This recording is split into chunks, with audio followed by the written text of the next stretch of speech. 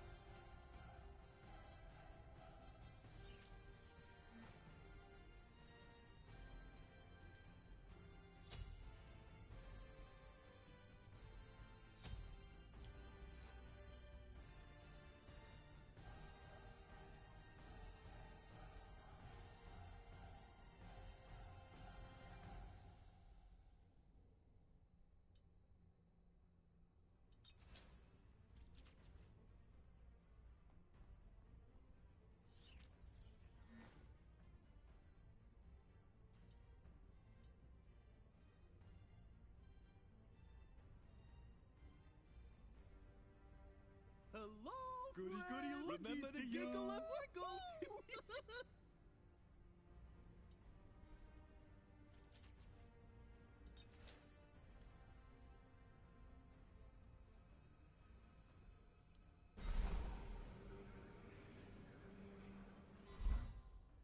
Hello, friend.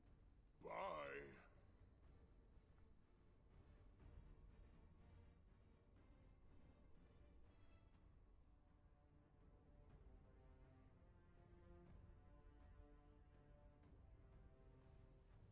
Minions have spawned.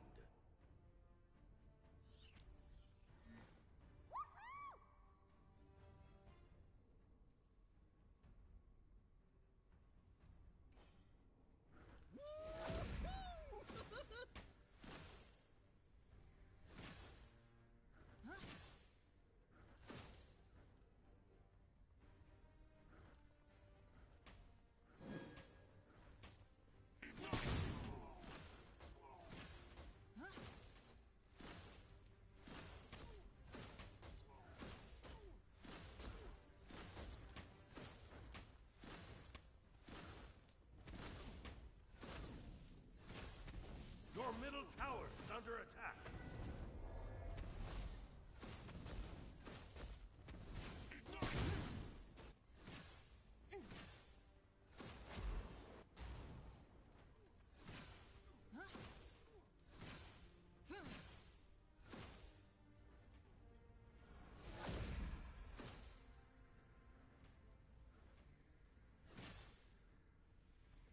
Boopaloops. That's no good. First blood. Your middle tower is under attack. Your right tower is under attack.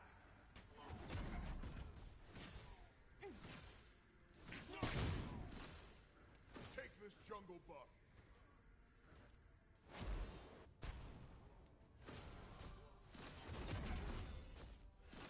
Your right tower is under attack. Your middle tower is under attack.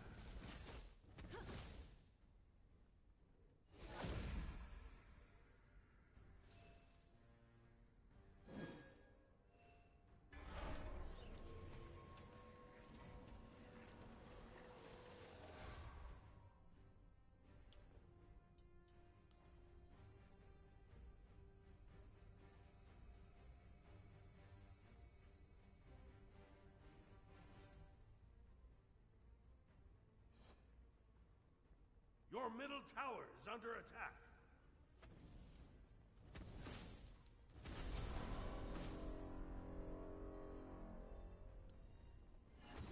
Enemy spotted.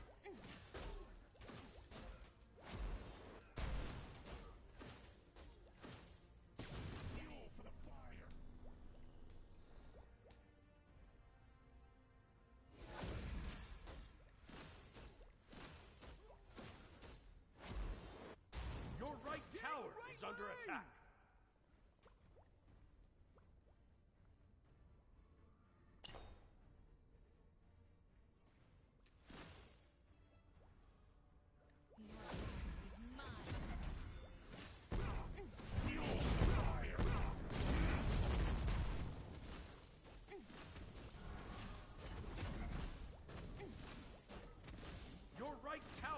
under attack. Enemy missing! Enemies in the right jungle! I see the other side, and it's glorious. Our defense left flank.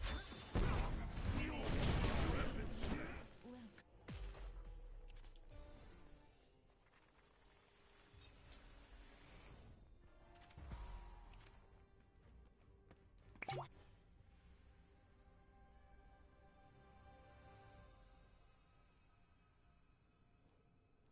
Your middle tower is under attack. Be careful, right? Enemy spotted! Yes! Be right back!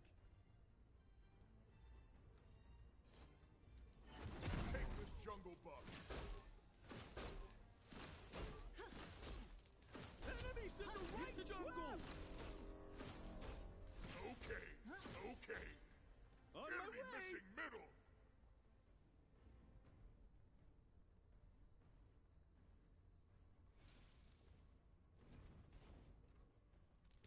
Overpower and manipulate.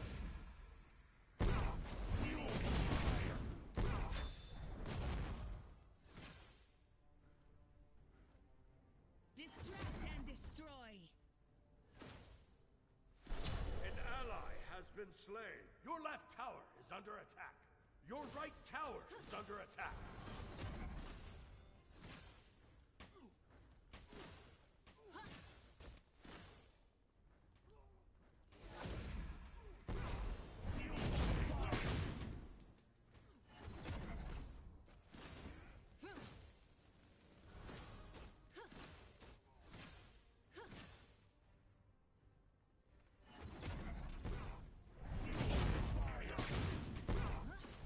An enemy has been slain. Feared death.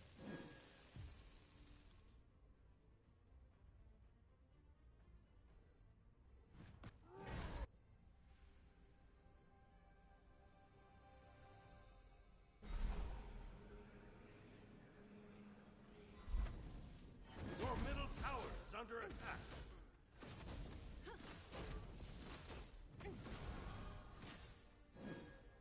Attack right hand, right hand, Out right of hand, right mana! hand.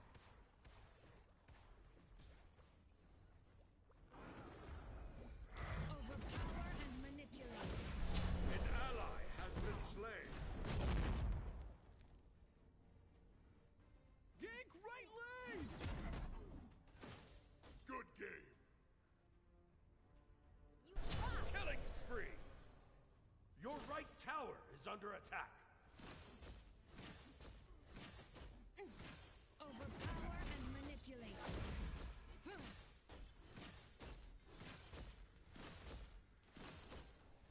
Distract and destroy.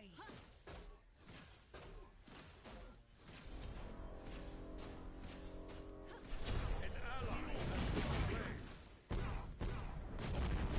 Killing spree. Welcome. Your middle tower is under attack. Your left tower is under attack. Your right tower is under attack.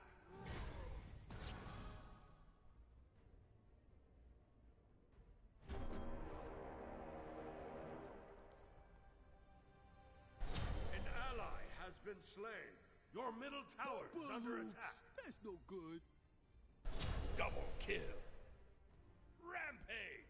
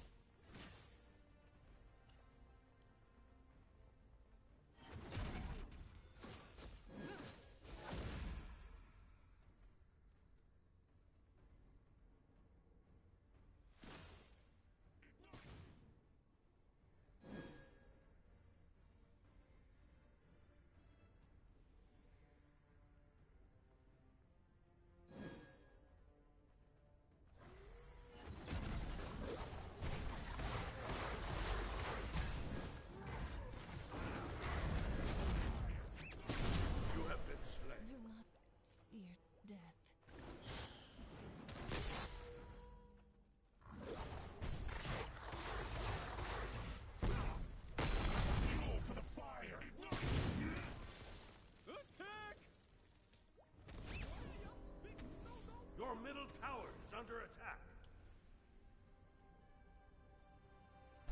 Rampage!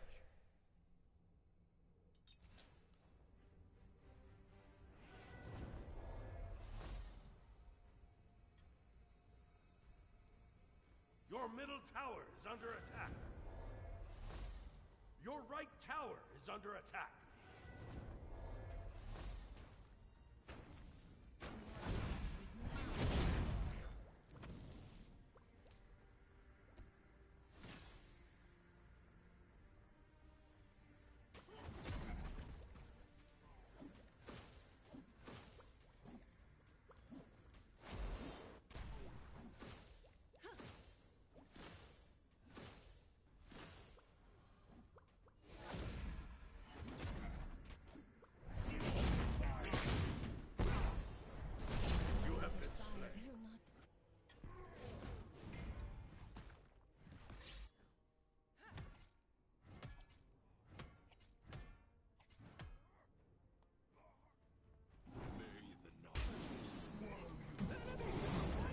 Your middle tower is under attack.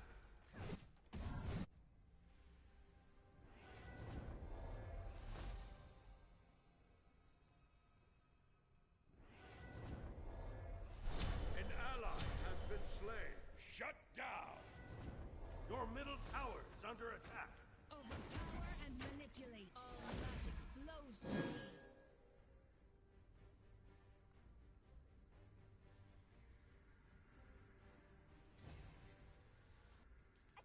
Your right tower is under attack. Right lane. No! No problem.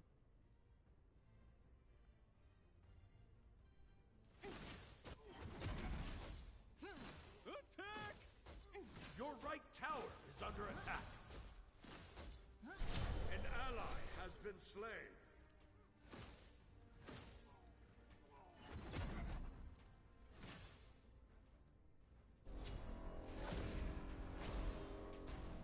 An ally has been slain. Your right tower is under attack. Your left tower is under attack.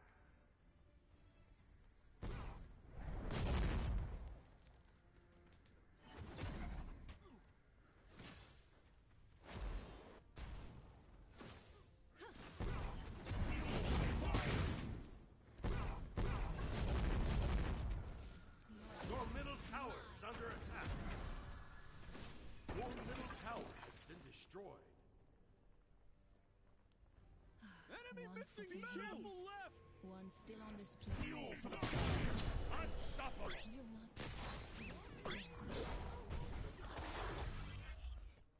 Me squishy but tough. You just full of Like a hot match, air. I burn more than once. Pickles to you. Giggles. Your right tower is under attack. Your right tower has been destroyed. Boopa loops. That's no good.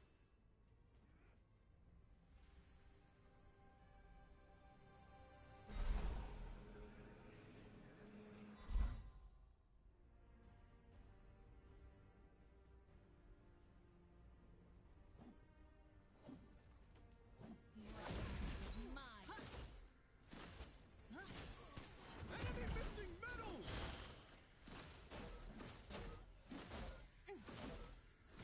An ally has been slain.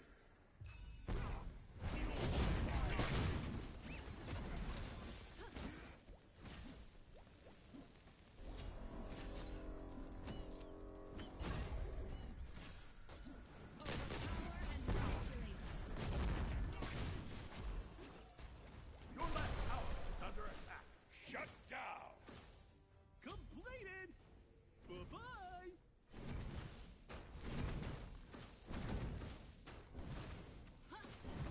Your left tower has been destroyed.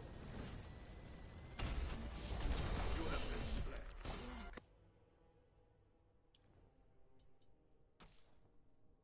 Help middle lane!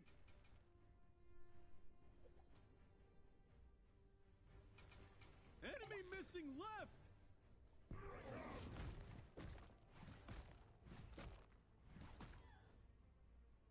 Your middle tower is under attack.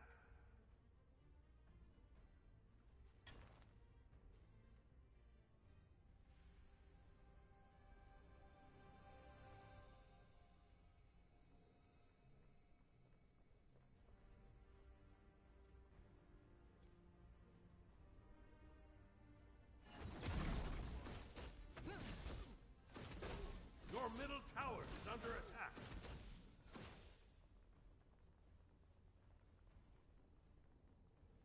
Squishy but tough. You just full of hot air. Cause an entire forest to burn. Be that tree.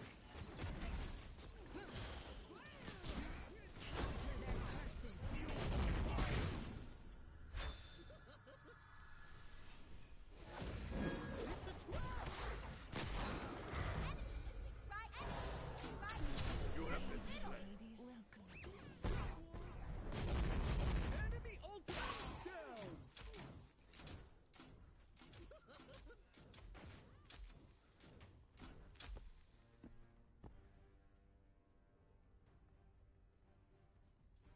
Enemies in the left jungle.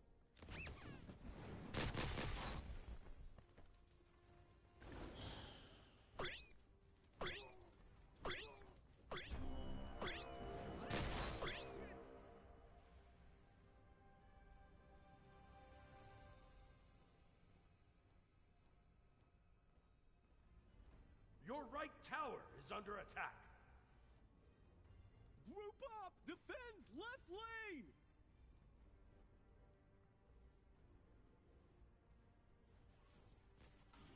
Killing spree.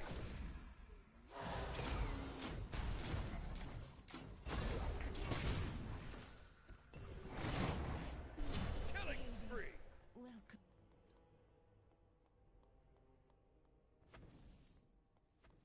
Your left tower is under attack. An enemy has been slain.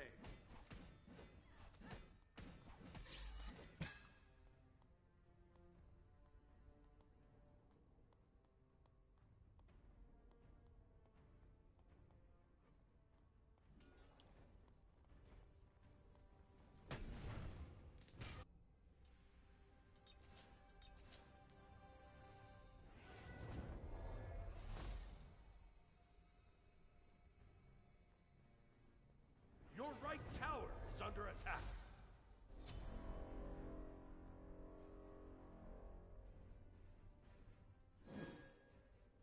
The Pyromancer has arrived. Pickles till you giggle and quit. The enemy team has destroyed the Gold Fury.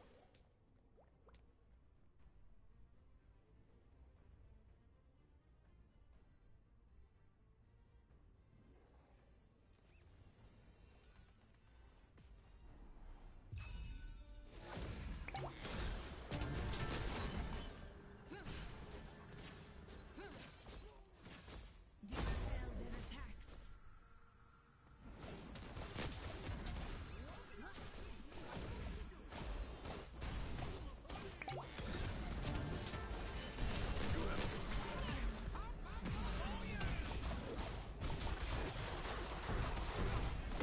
An ally has been slain.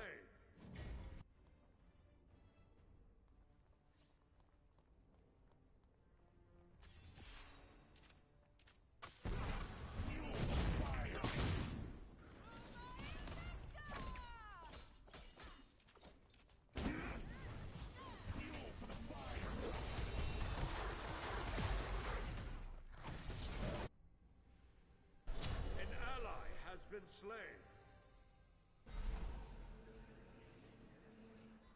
Your right tower is under attack. Double kill. Rampage.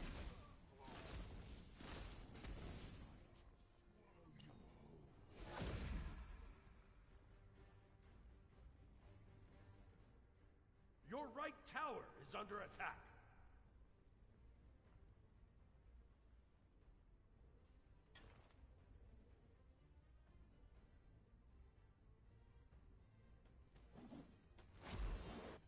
Overpower and manipulate.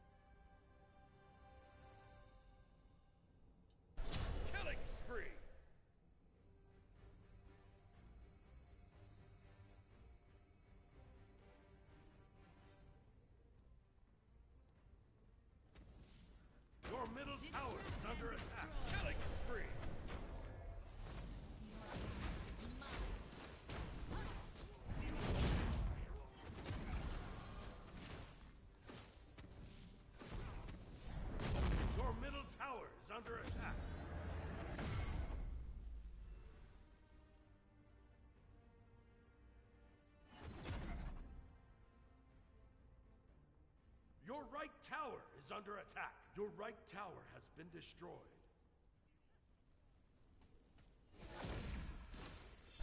An ally has been slain. Your right Phoenix is under attack. Your right Phoenix is destroyed. You have been stuck single tree. Your middle tower is under attack.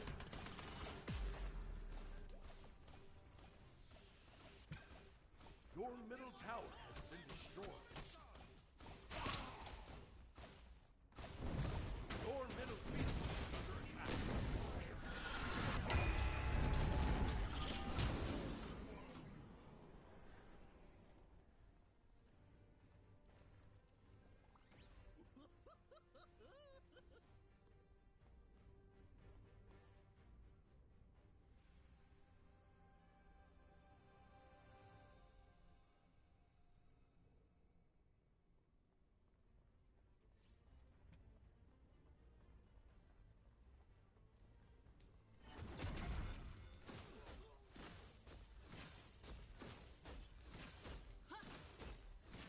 The enemy team has destroyed the pyramid.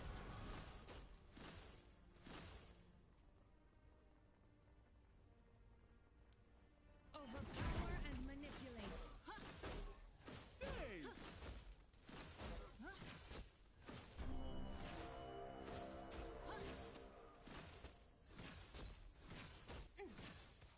The enemy team has destroyed the Gold Fury.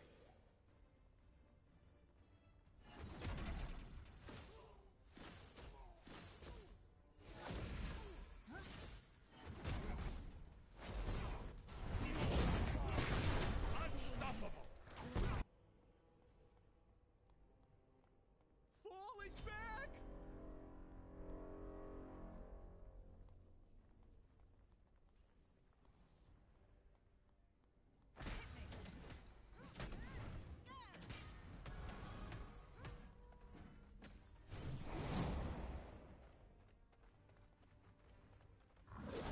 Your left tower is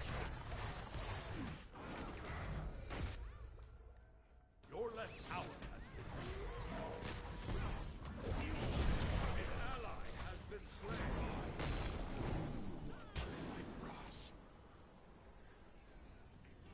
Your left Phoenix is under attack. An ally has been slain.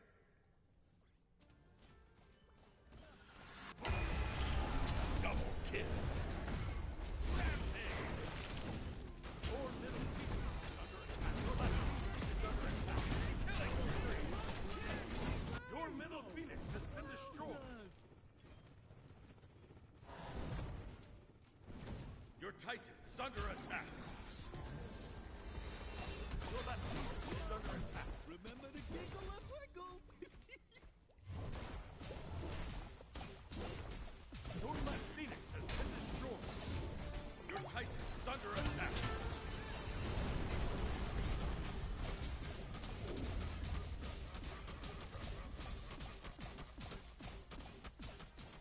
Defeat.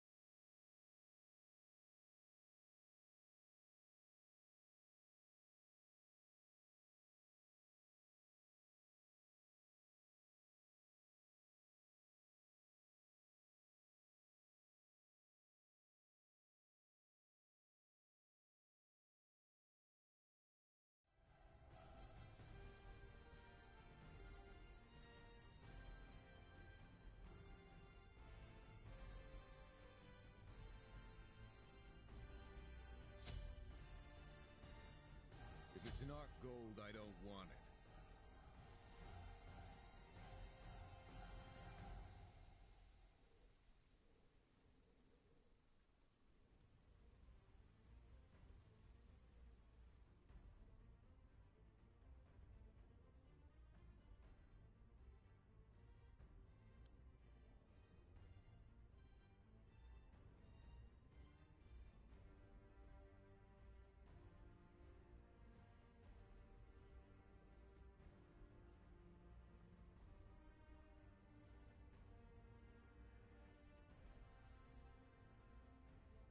Enjoy and have fun.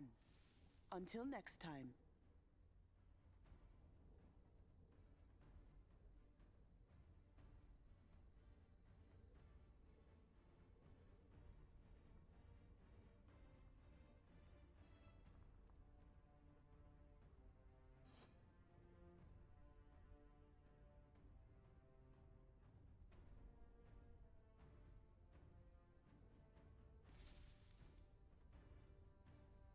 Woo! Woo! Minions have spawned. Woo! Woo!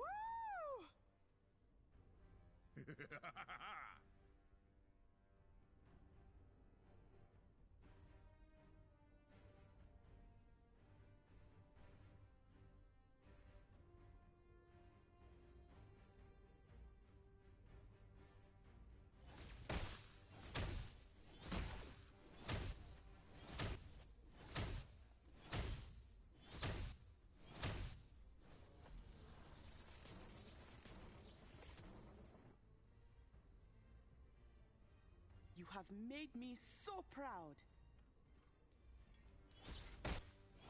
The battle was well won.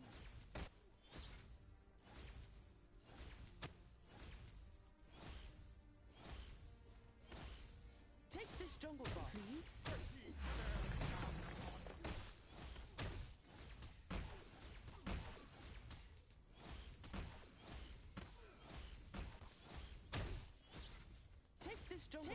Take this jungle buff. Goodbye!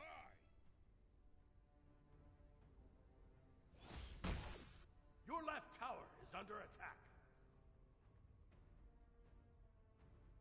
The heat bears out.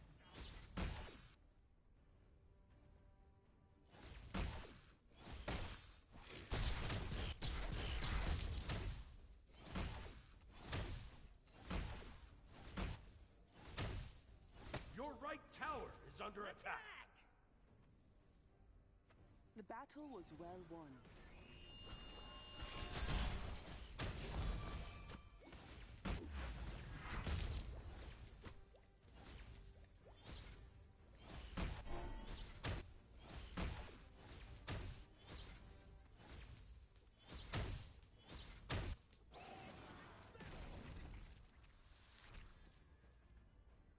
There is no escape!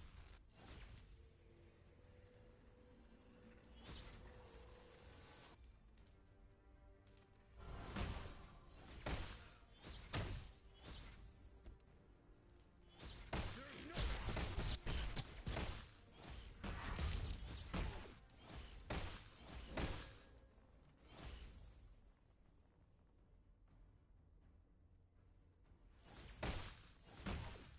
Your left tower is under attack.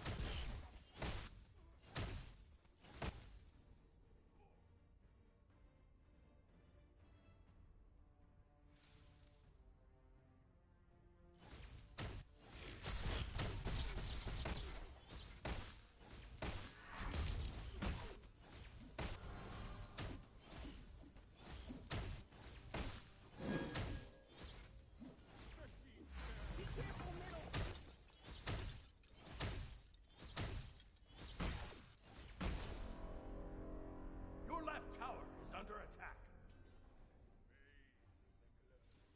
Gank left lane.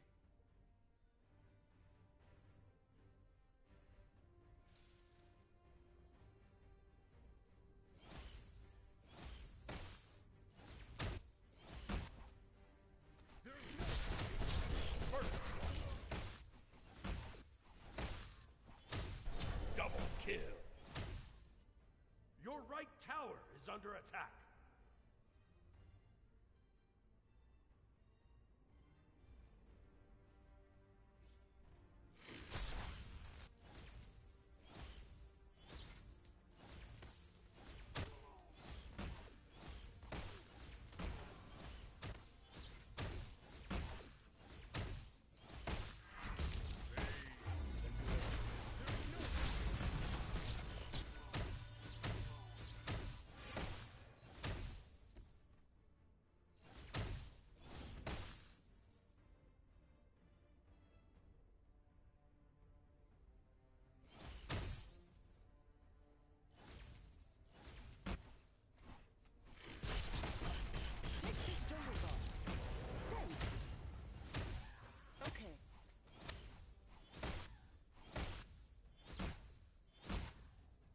Ultimate down.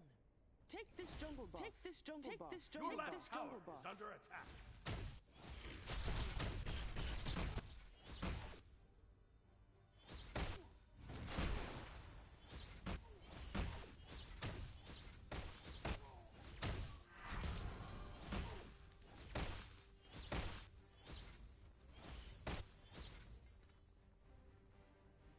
You have made me so proud.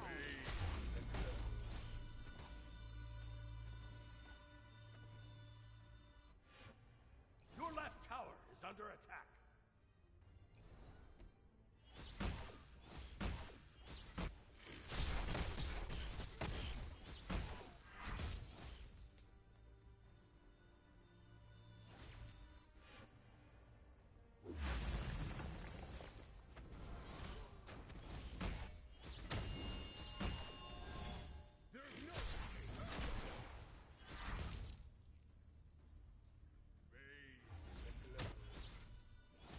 Stay alert.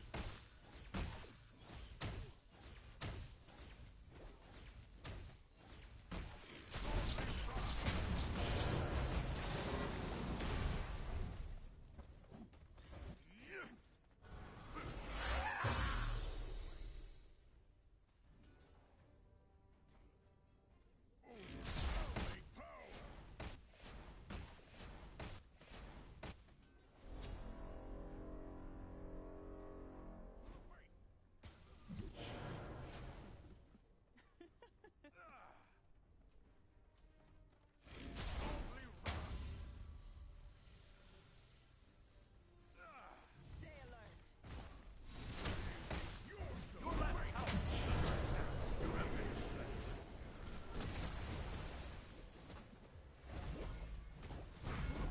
The waters brim in excitement. Your right tower is under attack. The waters. Attack left lane. Blessings upon you.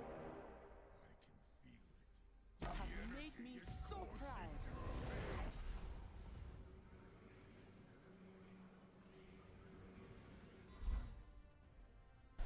Killing spree.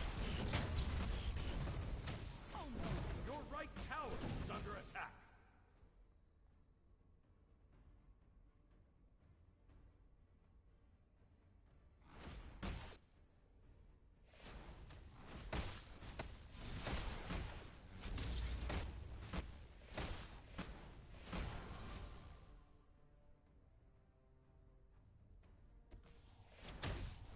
Attack. An enemy has been slain.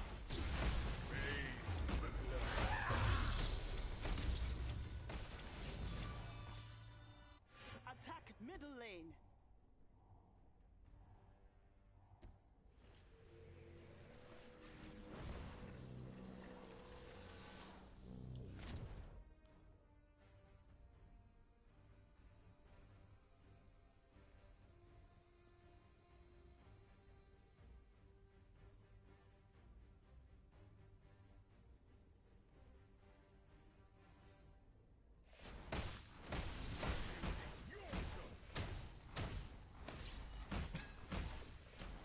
On my way.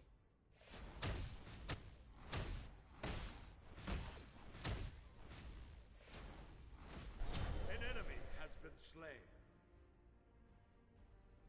Your right tower is under attack.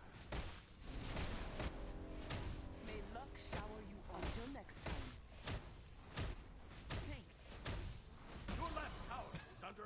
Blessings upon you.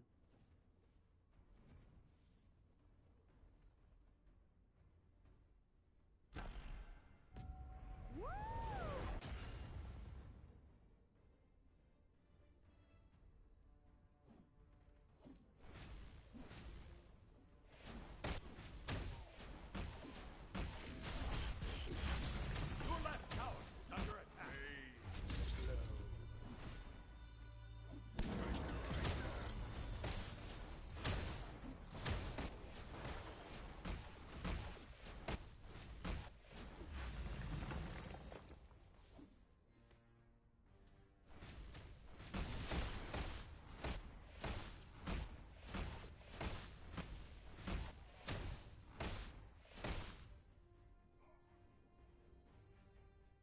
Woo!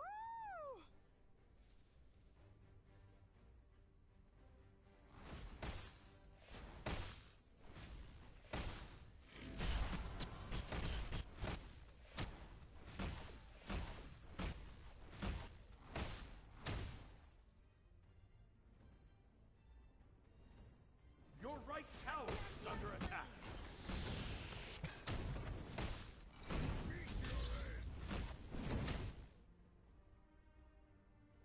Killing spree.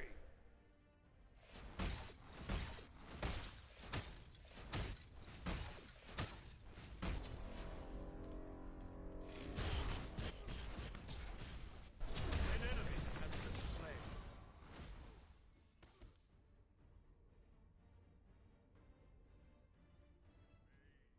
An enemy has been slain.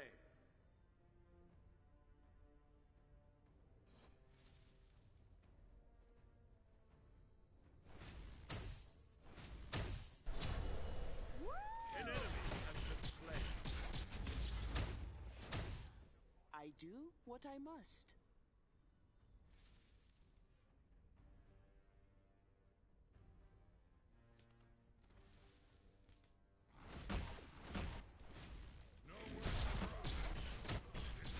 The Pyromancer has arrived.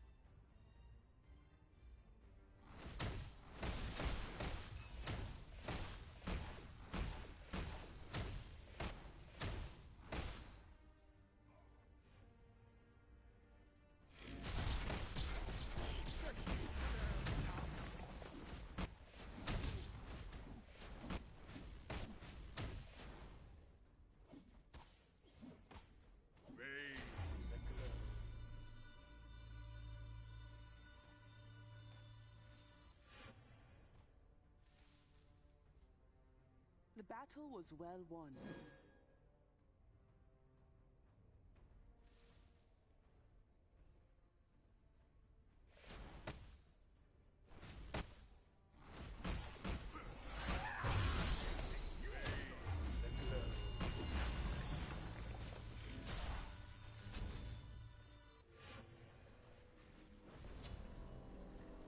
Your middle tower is under attack.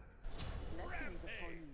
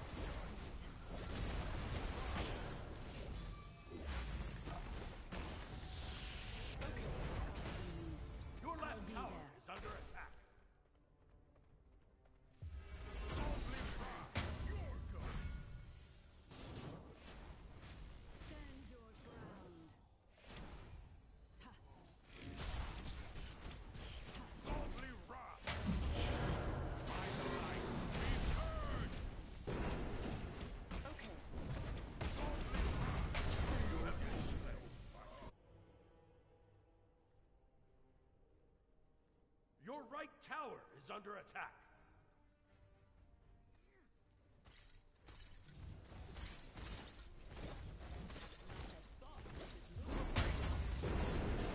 Challenge you.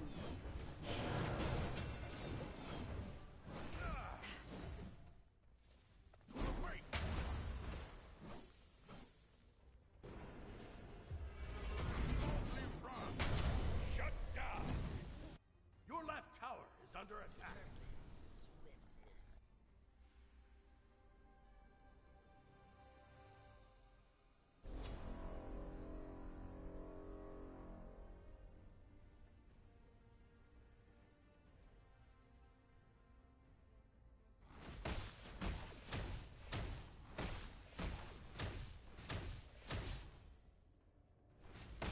Your right tower is under attack.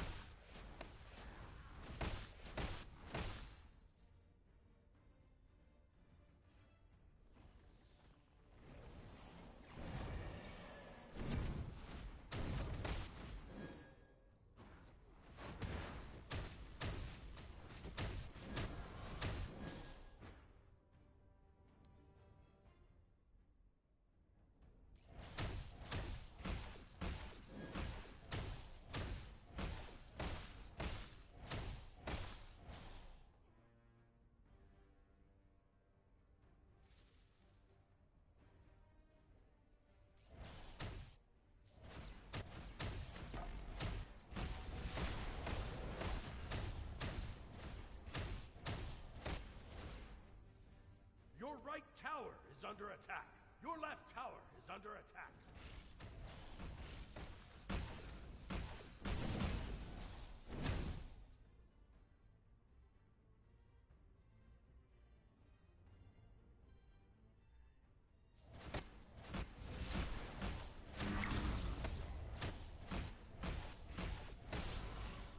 Attack left lane! On my way! Okay. Your right tower is under attack. Have made me so proud. Ultimate is ready.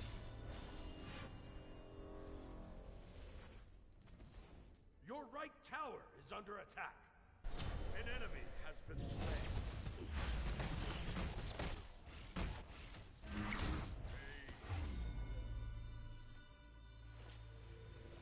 An enemy has been slain.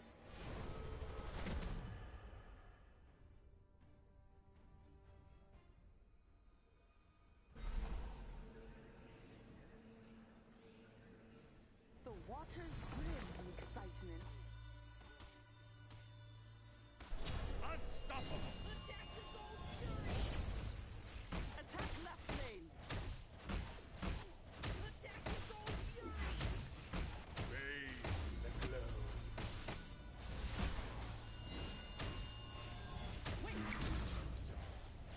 Attack the gold fury! Your team has destroyed a left enemy tower.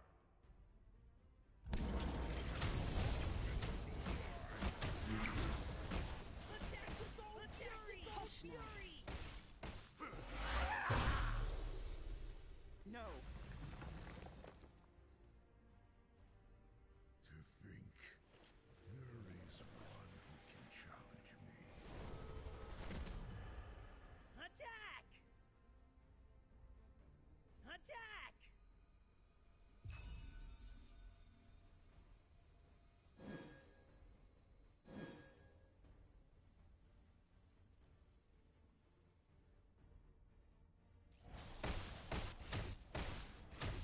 The enemy team has destroyed the Gold Fury.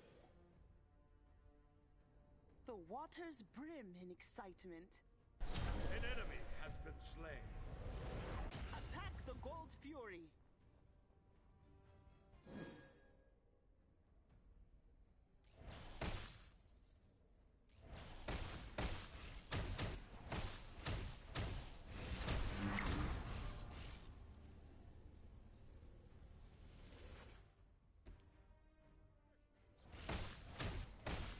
Your middle tower is under attack.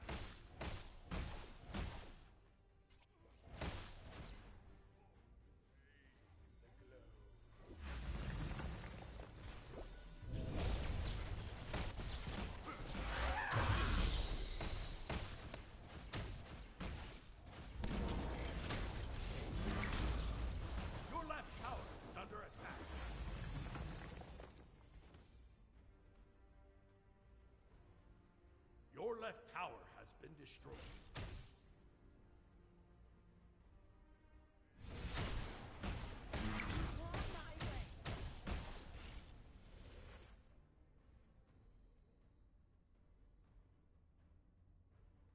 Defy!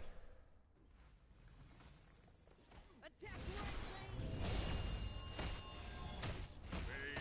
The glow. The heat bears down upon you. You have slain an enemy.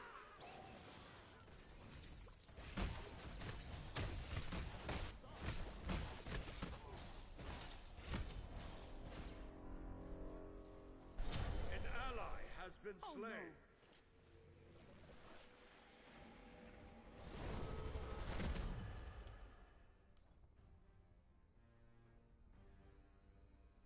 Your left tower is under attack.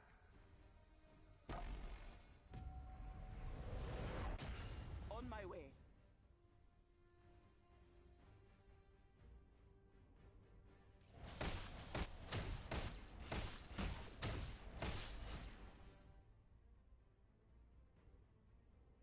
An enemy has been slain.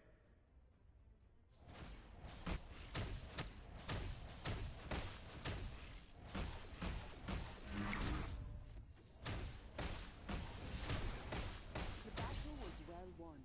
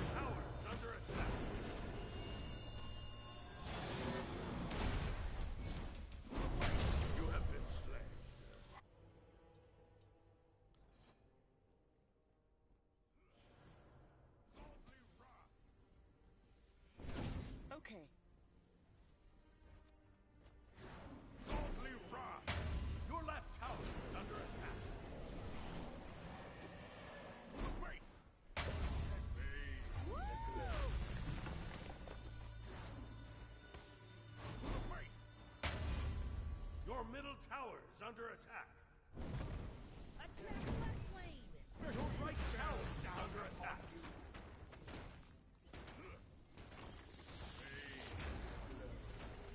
Your left tower is under attack. Your middle tower is under attack. Your right tower is under attack.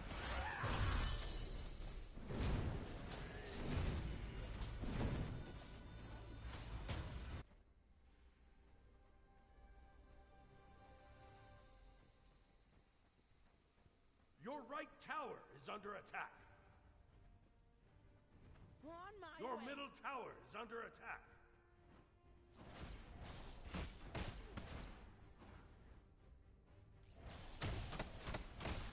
Your middle tower has been destroyed.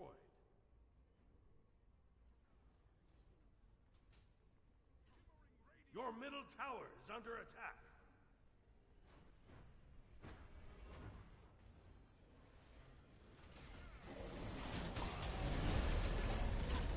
An enemy has been slain. Perfect plan. Killing Attack spree. right lane!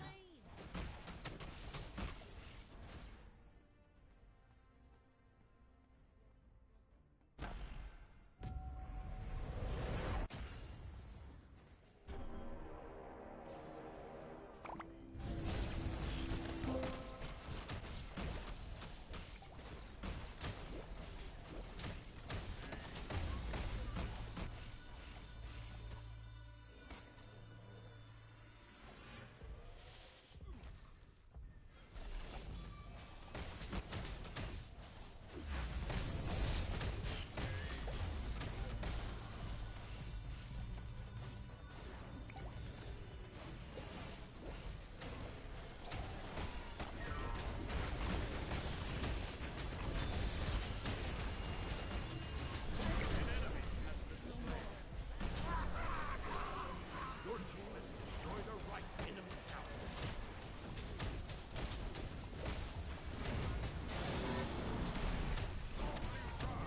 An enemy has been slain. Turn and fight. Please find out. Slain an enemy. I believe in you.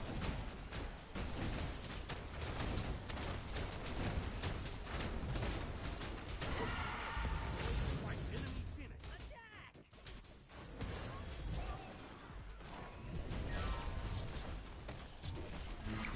Killing spree. Deicide.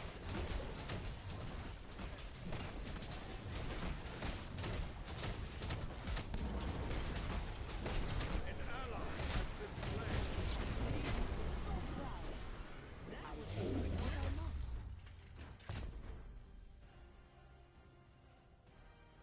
Victory.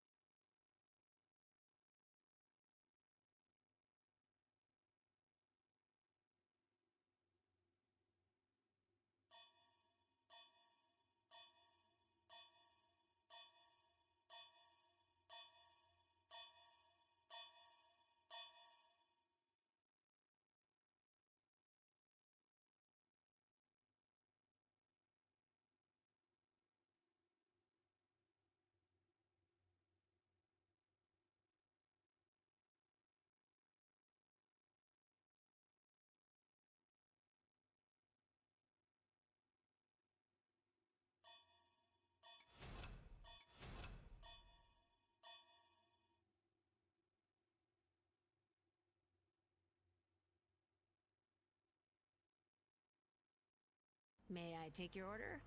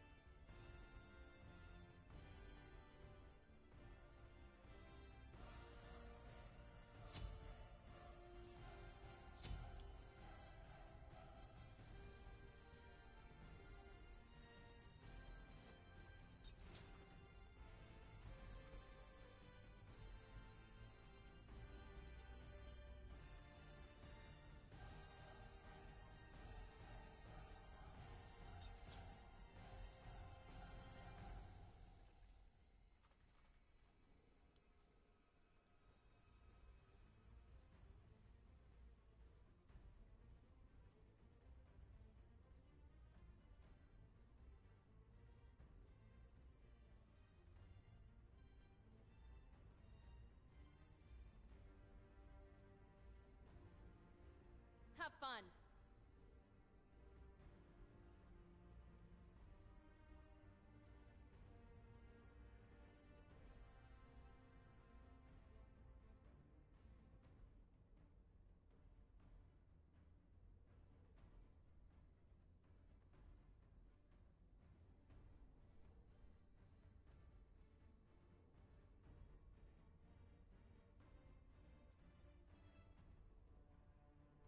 Minions have spawned.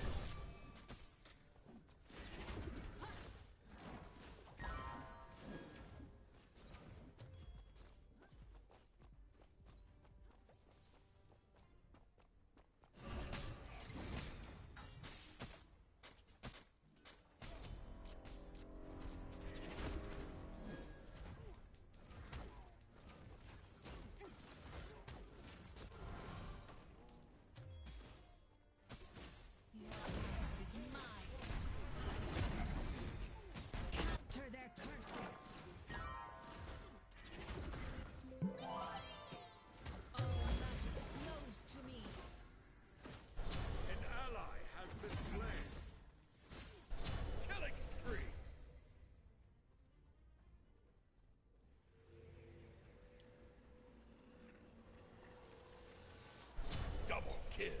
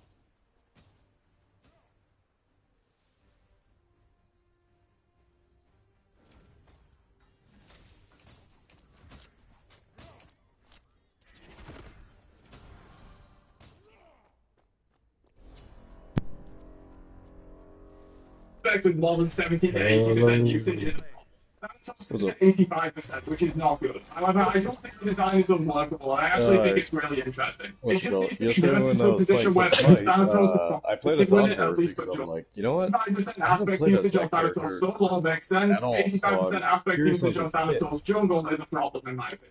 He isn't the least, The Morrigan is up next, which is somewhat similar to Nemesis isn't in that really it a doesn't really shift powerful, like, overall at all, but ADC. does offer an interesting A powerful playstyle carry. shift over base Morrigan within Yeah, I the don't really same. see him a Its lot. usage stats are fine and indicate there's reasons to I go tried base to make him Morrigan a, as well as like, reasons to go fast aspect. basic I do think attacker aspects too, in this game and can work. Not every aspect has to shift yeah, your no, god it's into a just different role. You can also be terrible. successful at just changing the playstyle or offering a different I way tried to the play same with build the with same like role. Though this can any be more other difficult to carry, and balance, it at was least just like more often you better. choose like modern aspects where one is just better than the other. He just doesn't have a Seems to lot of fall into this potential. trap, however, as both base Morrigan and aspect Morrigan see consistent usage, so good success overall with this aspect.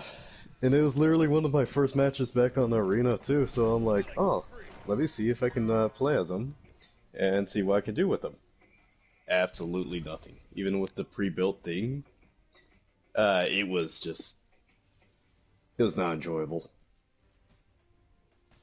Like Cosmo, we know you need reliable cell service that goes wherever you do. That's why we I think at most with Tim, I got like 2 kills, and then like the rest were assists, which is like not bad, I guess. But as a carry, it's just I don't know. We're using his aspect. Now at least we have broken No, aspects, which I is also didn't fun. even see what So his it's a aspect bit more was of a because I role didn't shift even emphasizing look at tanking it. to reduce Well, I didn't look at it due to the fact that the timer was already getting close to ending, since I was waiting on shift are everyone enough, else in my to opinion, to be shots. considered successful aspects. So I'm Its like, usage okay. is solid but not overbearing, and there's a There's real a lot of difference people between that wanna aspect play attack speed needs as and non-aspect ability this burst speed. So Guardian, overall, I this like this aspect. It's not very Warrior, then flashy, do but it does shift her mages, enough and and it's is used like, enough okay, to be so I'll play considered a as success, in my carry. opinion. So I didn't look as aspect because it was like Nemesis already aspect like is also 5 pretty good. seconds This left. is one of the I'm few like, aspects in alright, the well, game that isn't that's really a already role good. shift, but does offer enough of a playstyle shift to be a viable alternative I should without check this his outright aspect, being though. better than base Nemesis. It explores interesting design space and is pretty balanced compared to base Nemesis, with a solid trade-off for a solid return. Good design overall with decent but not overbearing usage. Raw aspects is a very Yeah, so interesting when is one. On Achilles launch, this supposed was to show one of up the on least fun Smite things to anyways? play against this solo layout. I Like think from a design February standpoint, the aspect 21st. is really fun. It does shift his playstyle You successfully. might enjoy him, actually. You Lies might. in Raz 2, not the aspect itself, and some significant nerfs have already Oh, been and he's Raz's coming with a less jungler aggressive for aspect. attack build and stronger with a Yeah, he build. can work as At this jungler, point, we are actually. starting to see full damage Like, he mid-ride, can flips, really tanky work as aspects, jungler solo because ride usage, but both are he still has the plenty ability viable, to so I either think take after off the his balance protection changes, and this make aspect can the be chest considered a plate success in my book, and to it's a be ton of fun faster to and use. do more crits. Or you can put it on so he can have more defense and Some be able aspects to is very new, and do a honestly, little I less haven't really damage. played much with it, but I think it falls into a similar category as Nemesis. That's just an alternative way to do similar things that they saw back. I think it's Ooh, a speaking lot of which, exciting, as all it really does I is just turn a remember there pull was into a a push, and goddess it currently called sees very low Nox. usage, mainly because She's like a Sobek is shadow more of a goddess. support nowadays, and this aspect isn't great in support. It's probably She's a better in funny one solo too or because jungle. I do think you know it has how some Loki potential can in teleport solo, and inside isn't a your terrible character design in and my like stun opinion, it? just a bit more. Nox, she could go inside your character and give That you is extra also health. one of the aspects that sort of inspired this video, and it's So very in similar other to words, Mondat's she uses aspect you right now. as an I think Uber. the idea behind it, turning dinosaurs into a bruiser or a tank with infinite health Like, I stacking don't is mind really that at interesting. all However, because, in you terms know, of you balance get at the like a moment, fucking aspect extra health, dinosaurs so is it's just like, you better know no what, matter how or where you play yeah, that, I and can that's be a your problem. Uber all As you mentioned, want, that's not Nox. the goal of I can aspects, be and I your think any Uber aspect of all more than you 70 want. to 80% usage is a problem. Dinosaurs sits at 85%, which is not good. However, I don't think the design is unworkable. I actually think it's really interesting. It just needs to be nerfed into a position where base Thanatos is competitive with it, at least for jungle. 85% aspect usage on Thanatos solo makes sense. 85% Oh, so aspect he's usage playing on Back 4 Thanatos Blood? jungle Oh is a wait, they're problem. both playing Back 4 Blood. When I had it, nobody played it, but all of a sudden when I don't play it, they're playing it. God damn It it. does offer an interesting playstyle shift over base Morrigan within the same role. Its usage stats are fine and indicate Then there's again, I reasons to get go bored of base that Morrigan game as well as pretty reasons quick. to go aspect. I do think aspects in this vein can work. Not every aspect has to shift a god into a different role, and you can also be successful at just changing the I playstyle was or also offering a checking different to way see to if I play even within the had to same run role. with But them. this can Do I be more still have to difficult to run with balance and leads more often to issues like modded aspects where one is just better than the other. Morrigan doesn't seem to fall into this trap, however, as both base Morrigan and aspect Morrigan see consistent usage, so good success overall with this aspect. And finally, for now at least, we have Vulcan aspects, which I think is also fine. This one is a bit more of a role shift with it emphasizing tanky turret-based Vulcan as opposed to squishy burst damage ability-based Vulcan, and I think its usage stats are perfectly acceptable. Vulcan almost has an aspect built into his passive with the mob system, so I don't think its actual aspect needs to be anything too crazy or complicated, and this isn't. I think it works well. I think Hunbat's ultimate that he uses now So was that leaves actually us with his these 3. categorizations in my book. Loki and Mordred are the only two, in my opinion, that need completely replacing. Loki's just I doesn't gotta work, and Mordred search will this never up not be a real better quick. version of his base kit in the same role and playstyle. Then we have a good chunk in the category where I think the design is good and can work, but there needs to be some serious balance adjustments. Some of these are just way too strong and always better than the base kit, like Bats, Thanatos, Ares, and Kepri, and some are way too weak with no reason to use them over the base kit, like Kurnos, Danza, Fenrir, Geb, and Hercules. But I think the biggest problem aspects and inspirations for this video are Thanatos and Hunbat. These two aspects are just so much better than the base kit, but very little trade-off, and need some serious nerfs if we are ever to see base kit Hunbat or Thanatos in serious lobbies again. Luckily, we only have 2 aspects out of 24 so far that I think are completely unworkable and need to be scrapped. Interestingly, they're both on opposite ends of the spectrum. Loki's aspect fundamentally doesn't work and sees next to no usage, while Mordred's aspect fundamentally works too well and will always be a better version of his base kit. Simply delete Loki aspect and give him a new one, and make Mordred's aspect into his base kit and give him a new one as well. The rest in the good design but needs balancing category are fixable in my opinion, so overall 22 out of 24 or 92% of aspects released so far are workable in my opinion, which is a good sign going forward. They just need to work on balancing this chunk of them more effectively and learning from those mistakes going forward for future aspect designs. What do you think though? Is Loki aspect actually OP and should stay? Let me know down below and I'll catch you guys for another one later on. Have a great day, and peace out, you nerds. Your left tower is under attack. Wait a damn minute. Is under attack. Okay, let me see what's going on with this.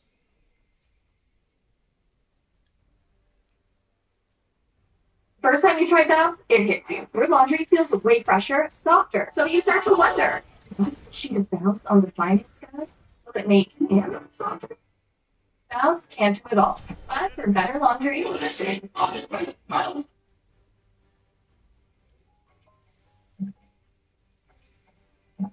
Then who's the fucking god I'm thinking of?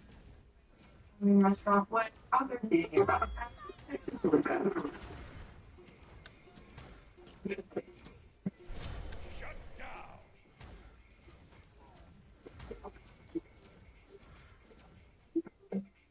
An enemy has been slain.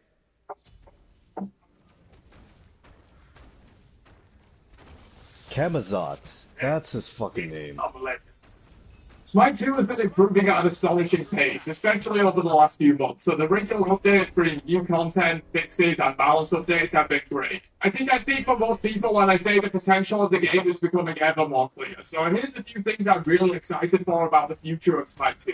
First up, a Conquest map visual update and a real assault map. The visuals of Conquest and Smite 2 as a whole started off in a rough state. Despite the engine upgrade, the game looked worse than Smite 1 in terms of visual style and had a very default UE5 look that felt like it had been seen before in dozens of different games. The Close Alpha 3 update brought a significant visual overhaul to a more stylized and colourful direction that looked a lot more like Smite, and it was a huge improvement. However, I do still think there's room for improvement in terms of Conquest visuals. At the moment, I would say it's basically on par with Smite 1's Conquest. Some things are better, like the overall graphical fidelity and the surrounding environment, but some things are still worse, like the map feeling a bit dead with less decorations and more references than Smite 1 has. But having seen the new Joust map and how amazing that looks, I'm insanely excited for when the team eventually gets around to a full visual overhaul for Conquest. Personally, I would like to see them move away from the Greco-Roman style that's been used for basically a decade in Smite 1, with some small deviations like the Season 9 Hindu theme. While I think they will ultimately stick with this theme because it's very recognizable, I would personally love to see the map going a different direction, and maybe even set a precedent for Conquest changing its Pantheon theme visually every year. An Egyptian map taking place on the banks of the Nile River, or a Japanese map taking place in mountainous terrain with Japanese architecture would be awesome to see. Conquest has always been on some kind of a plateau. What if it's in a valley instead, and the mountains at the edge of the map? This kind of stuff. Speaking of Japanese, on Titan Talk not too long ago, the team said that's the theme they were leaning towards most for the eventual Assault map, which I think would be awesome. As much as I love the Ragnarok theming for Assault and it's worked for over a decade, that's also part of the issue. Assault has always had the same cold, wintry theme for more than 12 years, probably influenced by the Howling Abyss Aram map from League of Legends. Moving away from that to a Japanese theme, maybe even with some yokai involved, would be really cool to see.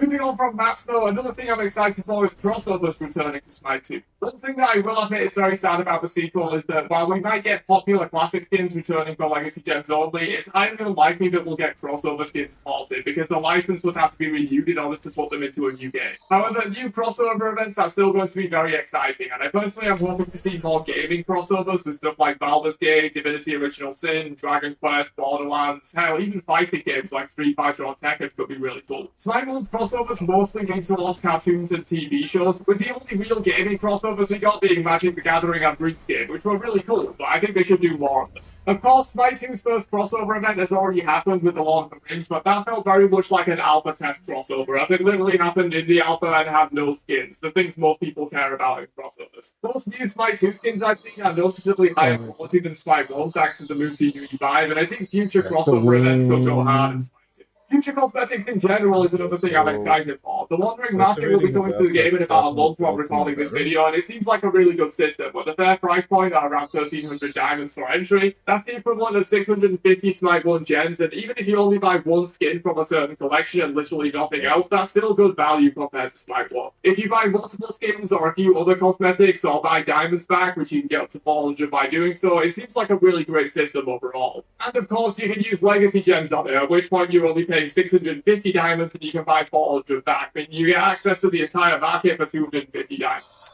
But we will, of course, have to see in practice first and how quickly you can earn the coins and stuff like that to buy said cosmetics. Different styles of cosmetics is also something I'm really excited for in Smite 2. Ascension passes were really cool in my opinion, and the new loading frames, trackers, badges, and global emotes are genuinely most of the reason I buy Ascension passes in the first place. The Mastery skins are great and all, but eventually I'll own at least one real skin for every god and probably won't use them that much. But the trackers and global emotes especially are really sick in my opinion, and I think the team could go hard in the future in terms of creating non-skin cosmetics, because in Smite 1 they were pretty lacking. No one really cared about death marks, wall skins, jump stamps, all that kind of stuff that mostly just build up chests and events. Well, themes is something they said could return in the future, and that is a non-skin cosmetic I think will top decent money on. I love jumping around and fucking stamping around.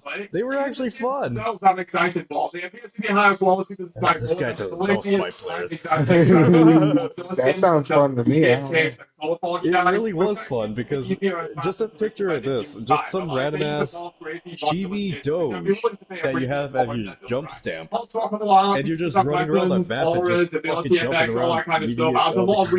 Yeah, so it just stamps it every time you jump.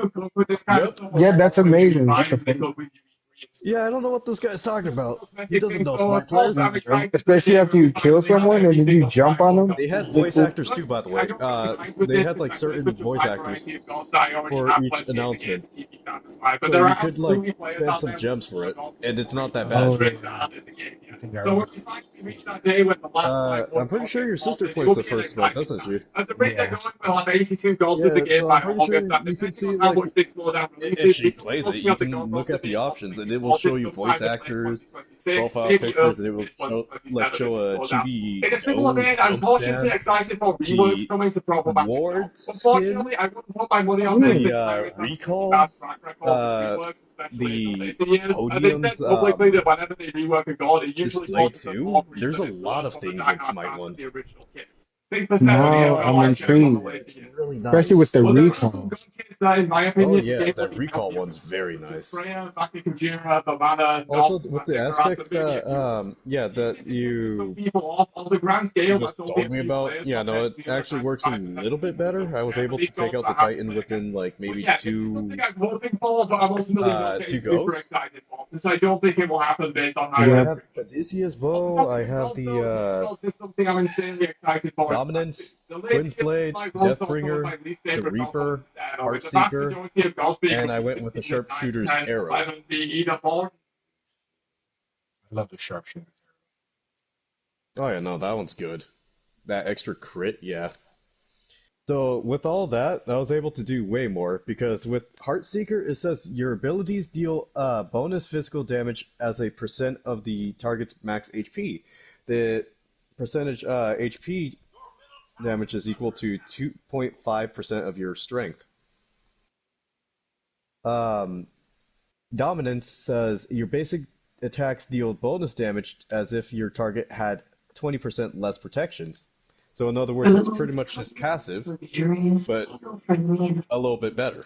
Good, a little bit. Yeah, that's what I've been hearing. That most people are using on her aspect because it's better than base skill. Hey, welcome back to Green Crash on I'm Ryan almost Area. able to Installed practically great kill version this of the game. Thank you, totem. buddy. This is the first trailer. So my Fantastic peak form, damage was first step. God, I am 2,915 so with his excited for this. Spire up. One of my all-time Or favorite his comics ultimate. when it comes to season for straight on screen for the first Not time. that much. This is like the fifth fantastic. I'm It makes excited sense to see them. because most of They're the very up things I to put date for was the more first for his time. Now, basics. before we get into the trailer, I do want to explain to you guys why this movie is so important for the MCU. For this month, we have this commemorative stamp for America's ass in the 8-bit cutscene where an Oh RPG yeah, will so have two they did choices. add a new god into The the first world is Smite, which dropping is new called deals to come to Atlas. our He's the stores and Guardian. click the link below to become a member so you don't miss a thing. So the fantastic. So I'm like, oh, they're still updating the first one. That's good. Oh yeah, they said they're gonna keep that one up as long as it's gonna be going up while Smite 2 is up too. They're not taking it down. I know damn well I can play the first Smite on here. Like, the download would be pretty quick. Yeah, I'm It's thinking just, about doing it to get the Izanami skin. oh, the crossover one? Or No, cross-gen? yeah, the legacy event. They are saying that it is buggy at the moment, so you can't like get certain cross-gen skins yet. That's the one bug that they're having with the Smite 2. But yeah, no, I don't mind playing the first one all over again. For a fact, that one's fun. But there's a lot of gods, so there's a lot of ways to like get countered. Actually, I might actually just download it right now. It's like that's the one game I can actually download on my 4. Sci-fi books. But what really set the book apart were the characters. See, unlike DC's perfect square jaw heroes that always got along, Kirby's The heroes downside is trying to remember everything about like how to play on the controller. And Lee gave them dialogue and made them talk like And since this version of Smite, it allows you to like pre-build for certain matches, and because of that, you would really have to like look at everything before like you start building it.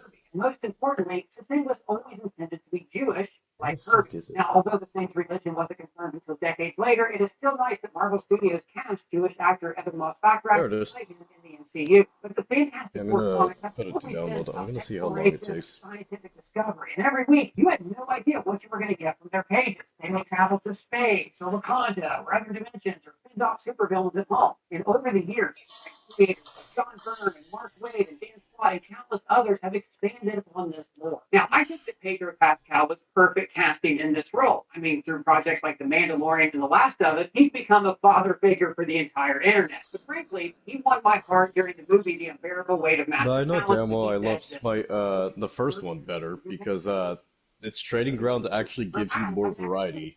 The one on Oh my Smite 2 God, is just that, kind of like this thing. pales in comparison, actually.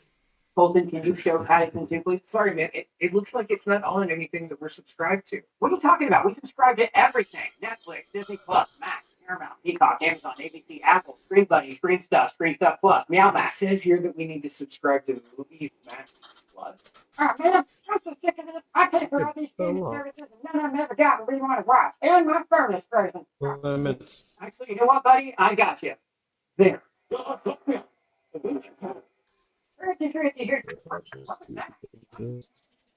You were just speaking Swedish because Paddington 2 isn't on Netflix in the US, but it is in Sweden. So I use NordVPN to change our IP address to Sweden, and boom, Paddington 2. Guys, NordVPN can save you so much money on streaming services every month. They also offer safe, secure P2P file sharing for large files. And best of all, they have a feature called threat protection. This detects harmful downloads before they start.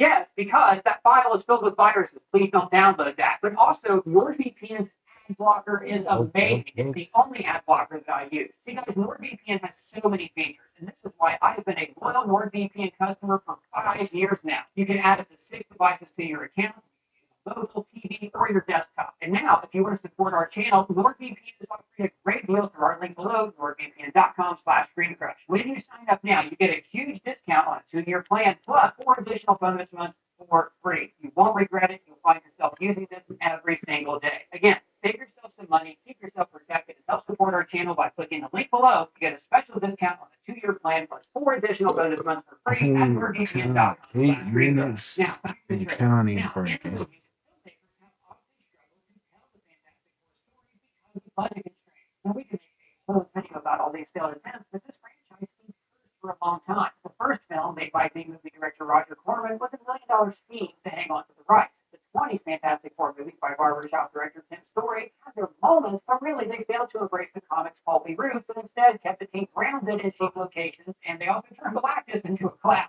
Oh wow, as soon as I find it.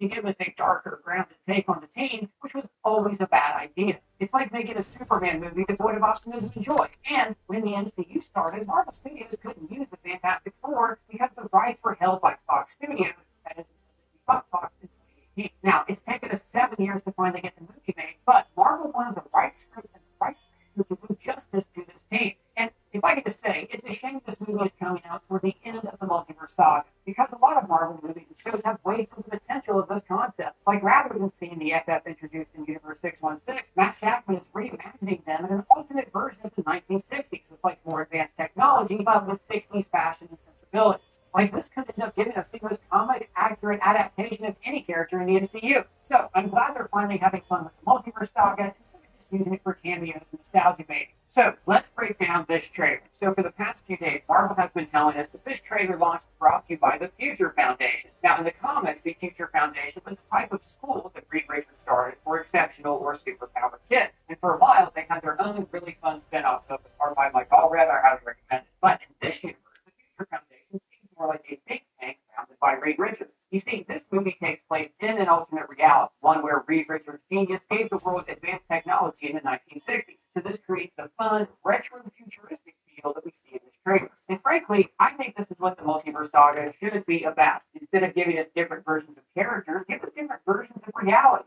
It looks like director Matt Shackman had a lot of fun in creating this world. Now, yesterday's teaser gave us our first look at this world, with kids running through the streets of New York, gathering together in front of a store window to watch the launch on a television. Believe it or not, this used to be how people would watch television. If you couldn't afford one for home, people would stand outside of stores and gaze at the two together. Now, notice, though, the teal blue on this building with white chairs in front of it, hinting at the uniforms of the Fantastic Four. And we see the same color scheme on this Buick in the background. And also notice this rainbow at the back of this park. So this is all telling us little hints that this is a hopeful, optimistic universe. Now on the screen, we see images from the trailer that we're going to talk about in a second, but we also see the team preparing for their first launch. This is Johnny putting on a spacesuit here. Brother, what launch are you talking about? So when the Fantastic Four were created, the space race with the Russians was on everyone's mind. So in the comics, Reed invents a rocket that can take humanity to the stars. But the government threatens to scrap the project. So Reed, his pilot Ben, and his girlfriend Sue, and their little brother Johnny all sneak aboard and do the launch anyways.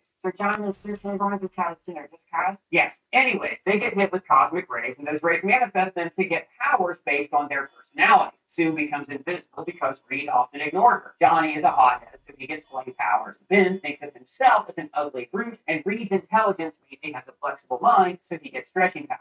The point is, everything about the Fantastic Four revolves around this launch. So, for the trailer launch, they actually broadcast live from Rocket City in Houston next to the Saturn V rocket that took America to the moon. I love this little touch because it's telling us the tone of this movie is going to be about exploration and...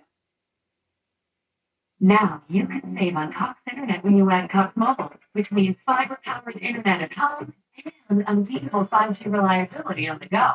Feel more without spending more. Get Cox Internet for $55 a month when you add Cox Mobile.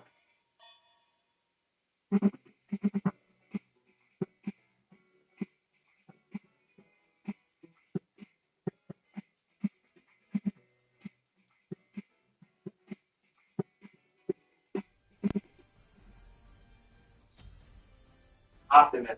Then the cast came out, had some really awkward banter, and the best part of it was this part, where they put their hands in the center over a circle above a button that mimicked the classic comic panel where the Fantastic Four vow to use their powers to help mankind. The trailer begins with elevator doors opening up into the Baxter building. So this is showing us the building from a first-person point of view, like we are being given a tour. Now, the Baxter building is the headquarters of the FF in the comics. For a while, it was replaced with Plaza after Dr. Doom teleported the Baxter building off of Earth. So what we're seeing here is one of many ways the New York skyline is different in the comics and in this universe. Notice we open on a recessed floor, which is a very popular style in the 1960s. In fact, if you watch the show Mad Men, you probably remember Don and Beckett had one of these in their apartment. So everything we see is in this same retro future style, with subtle touches added to pay tribute to the Fantastic Four. For instance, we see the stonework floor, like the Thing's skin. The fireplace is a nod to Johnny. And this incredibly thin, stretched out chimney is a nod to Reed's stretching powers. So where do we see Sue's powers? Oh no, her tribute to this blank space right here. You see, that's your mom. So in the skyline outside, we see the Chrysler building, the wonderful Art Deco structure where Thor bottlenecked to Chitauri and the Avengers. And then we see several new buildings, including two spires,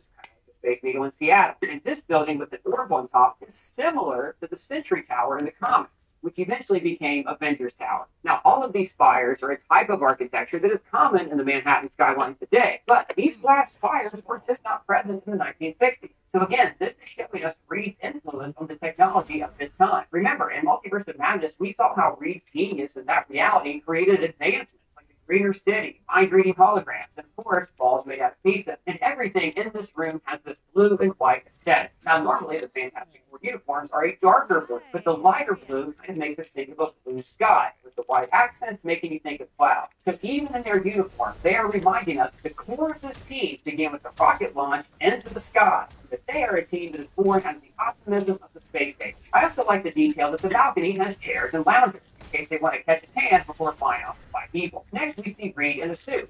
Just like in his first appearance in the comics, when Marvel was still keeping away from the superhero aesthetic that wasn't popular yet at the time. Now notice though, this cane platter is on a hydraulic rising off the counter. And then he says, "We make a point to do family dinner every week." Now today, a family dinner might seem like an outdated concept. Like I'm sure a lot of your families just eat in front of the TV on their phones. But this is reminding us that not only is this in a different era, but this is a team that is a family first. Then we go to this retro Marvel logo that looks like the Brock's Candy logo. I notice the edges of the film are frayed, like we're watching one of those old educational reels they used to show kids in school. And then the aspect ratio expands from the 4:3 old film style to the panoramic 16:9 style of the MCU. We're free to join Discord servers, which is great, by the way. It's like the internet before it became awful. One of our members, Cayman Ranger, pointed out that the 4:3 aspect ratio could be telling us that these events happened in the past.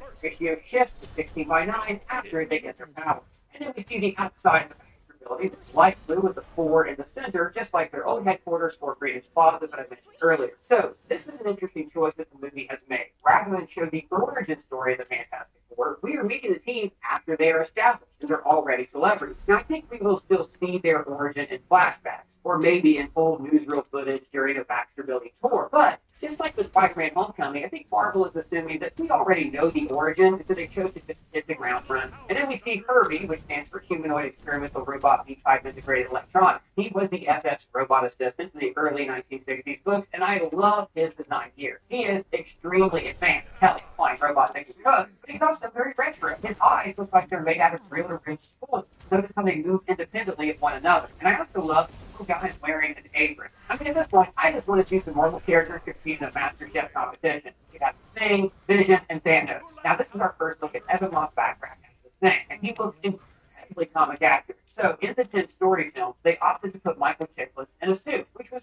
probably cheaper, but let's face it, looked a little silly. In the grim, dark Josh Trank film, used CGI, but they wanted to portray Ben as a monster to play into the body horror of the Fantastic Four. But this is a Ben Grimm as Jack Kirby intended him, with a wide forehead and baby blue eyes. And notice, he's still wearing this full uniform. He wore that uniform in his first few appearances in the comics before eventually taking it down to just his iconic trunks. And the trunks are important because they show that Ben is different from the rest of the team. So the aesthetic of him being bare-chested and everybody else in a uniform always makes him stand a little bit further apart from the others. So in this scene, he tells Herbie, I want to add a couple cloves of garlic. Not because it's that delicious, I just want to add a little bit of zip. and that could be a nod to the role that won Evan Moss Backrack 2 Emmys when he played Cousin in a show called The Bear, the show about the extreme stress of working in a restaurant. Also notice the lights in the ceiling are circles clustered together. We saw similar lights in the TVA and Loki. Does this mean that Reed Richards is like Ken? Reed actually created the TVA? No, the TVA is also designed with this 1960s aesthetic in mind. But you know, it could be that somehow He Who Remains was influenced by this universe's retro futuristic style. And then a countdown starts, like a space launch. Great Britain, great private.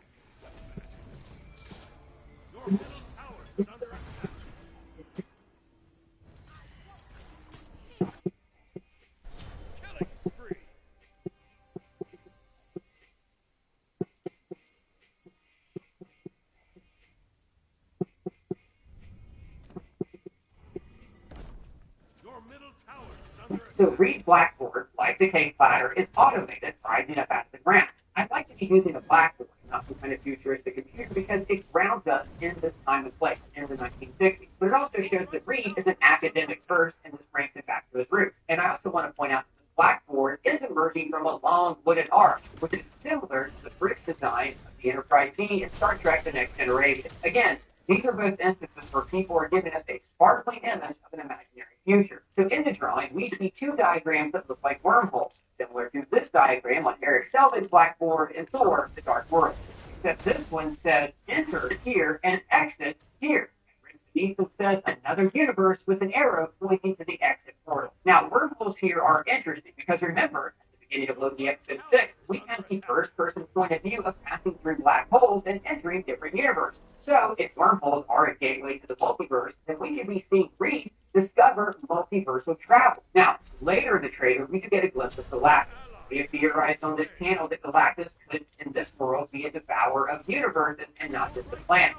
So, if the threat of Galactus is approaching Earth through a wormhole, Reed could be calculating the time till his arrival, or if they can even do anything to stop him. And in the comics, we've actually seen Reed Richards using a multiversal portal machine that actually led to Reed being the Council of Reeds, similar to that Council of Kangs that we saw in Quantumania. Now, there are rumors that Marvel is pursuing Jonathan Majors for one last role as Kang, essentially to wrap up his character arc in the MCU. Now, in the comics, Kang the Conqueror is actually a descendant of Reed Richards. So what we could be seeing here is that Reed is laying the foundation of the technology that his ancestor, He Who Remains, used to discover multiversal travel in his time period in the distant future that kicks off the great multiversal war, and we heard about it in Loki Season 1. The piece between realities.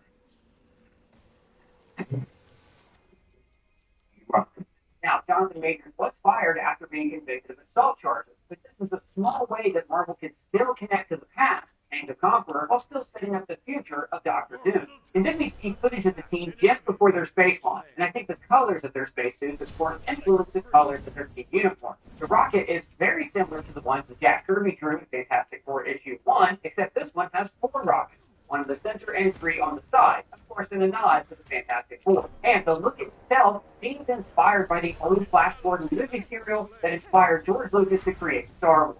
So here we see Reed and Sue in bed, although I don't even think they're married yet, which is very taboo for the time. And also, WandaVision led me to believe that all couples in the 1960s slept in separate beds, but whatever. So Reed is recounting their space flight.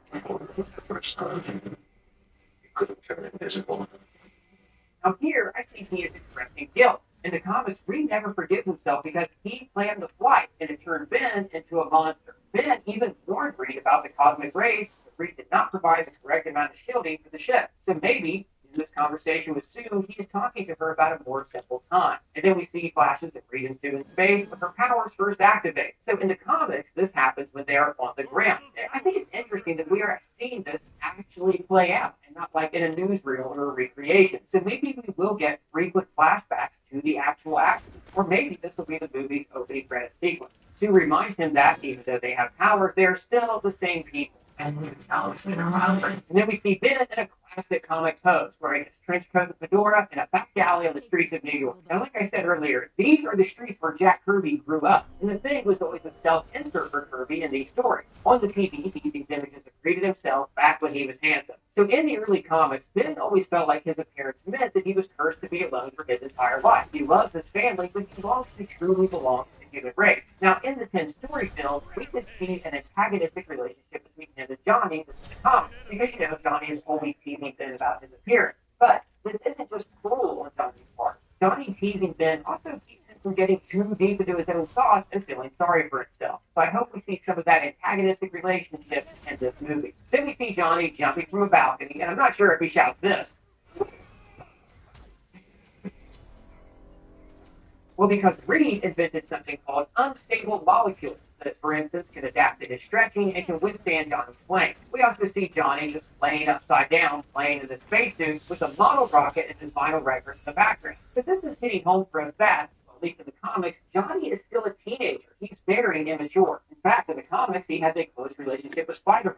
After all, they're both teenage superheroes. They even have a preferred meeting spot at the top of the Statue of Liberty, where we see Galactus at the end of this trailer. Now, Johnny is played by Joseph Quinn, who of course gained fame when he played the Dungeon Master Eddie in Stranger Things Season 4. Now, the main thing that they have to nail with the role of Johnny is that he is immature. Like in the comics, especially the early comics, he loves fast cars, he's always trying to hook up, and he was a very relatable character for a lot of the kids who were reading comics at the time. Now, the 10-story film turned him into more of a fan-friendly frat bro, so I hope they keep this more innocent tone that Quinn gives him in this trailer. Now, Reed and Sue's conversation is getting to the heart of this team. Like I keep saying, they are a family. Reed is the smartest man in the world, but he has no emotional intelligence. But Sue is the heart of this family. She actually understands everybody and holds them together. Next, we see her creating invisible force fields. So these are shapes that she can create that can really do just about anything.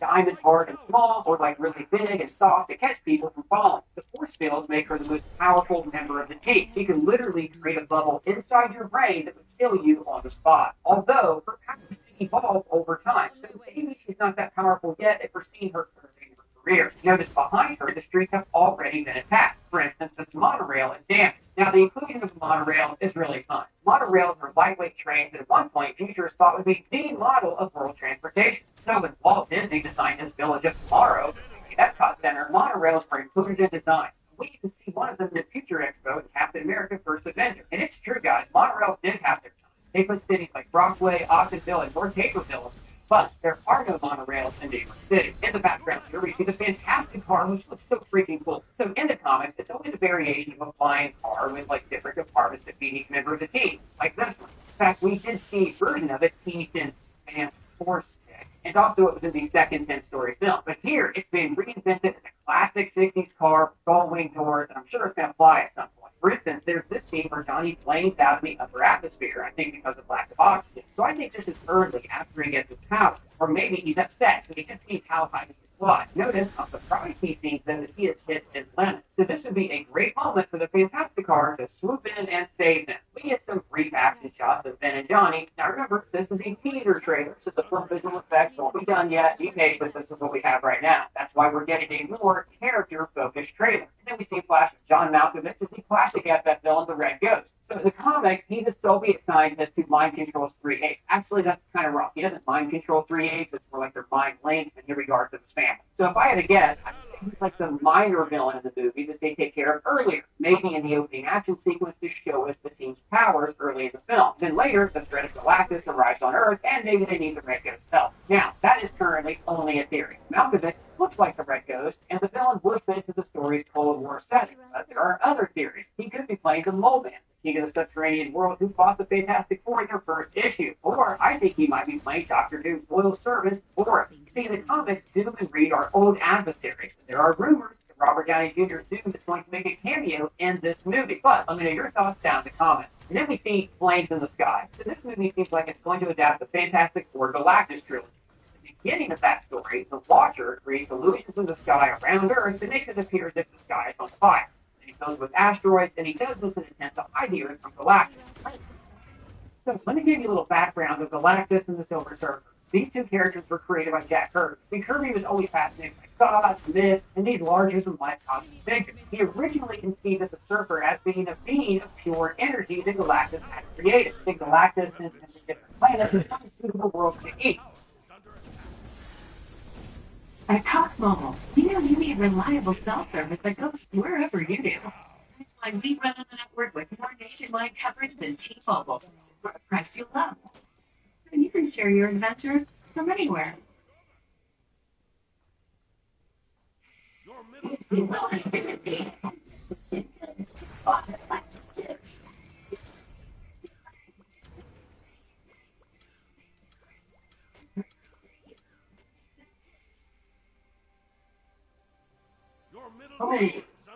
And the Surfer is completely dispassionate about this until he arrives on Earth. Now on Earth, he meets the Thing's girlfriend, Alicia Masters, and she teaches him human compassion. This is part of the epic Galactus trilogy from Fantastic Four issue 48 through 50. Now normally, comic book stories only lasted for one issue, so it was very rare for a story to go on for 3 straight comics. Jack and Stan did a great job of making it feel like the end of the world had arrived, and the heroes truly felt like they had no way to defeat this new awesome force. It was only with the help of the Silver Surfer and the Watcher that they were able to find a device called the Ultimate Nullifier that was able to scare Galactus away from Earth. Now, over the years, Galactus' origin was fleshed out. He was originally a scientist named Galen who existed in a universe before ours. And then, after his universe ended, he was reborn into this new universe as a planet devouring Earth. He returned over the years and came to be regarded as more of a force of nature than a villain. In the comic book Earth X, they even revealed that he ate planets just to prevent Celestials from overpopulating the universe. Now, in a very controversial issue from the John Byrne run, Reed Richards actually realizes Galactus' importance and saves his life, which means that Reed was indirectly responsible for trillions of deaths. Cool motive, still murder. Now, after the Silver Surfer betrays Galactus, he punishes him by keeping him confined to the Earth. Meanwhile, Galactus would go on to choose many other heralds over the years. Some became heroes, others became villains. And the Surfer was eventually freed from his confines on Earth and then spun off into his own series of solo books. And if you want to read a great run, I suggest the recent Dan Slott Mike Allred series. It is phenomenal. And finally, I want to address the greatest controversy about this character. That is played by a legend. No.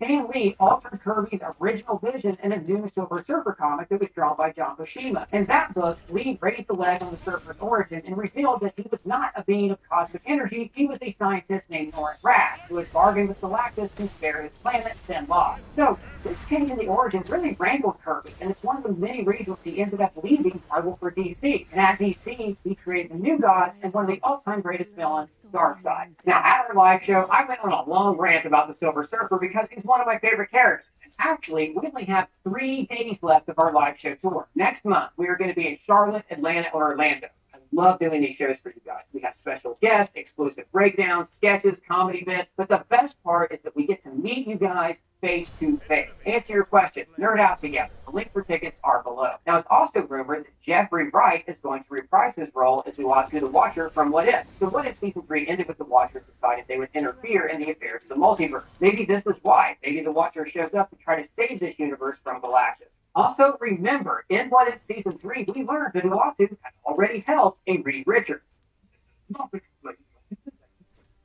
Your right tower. One time,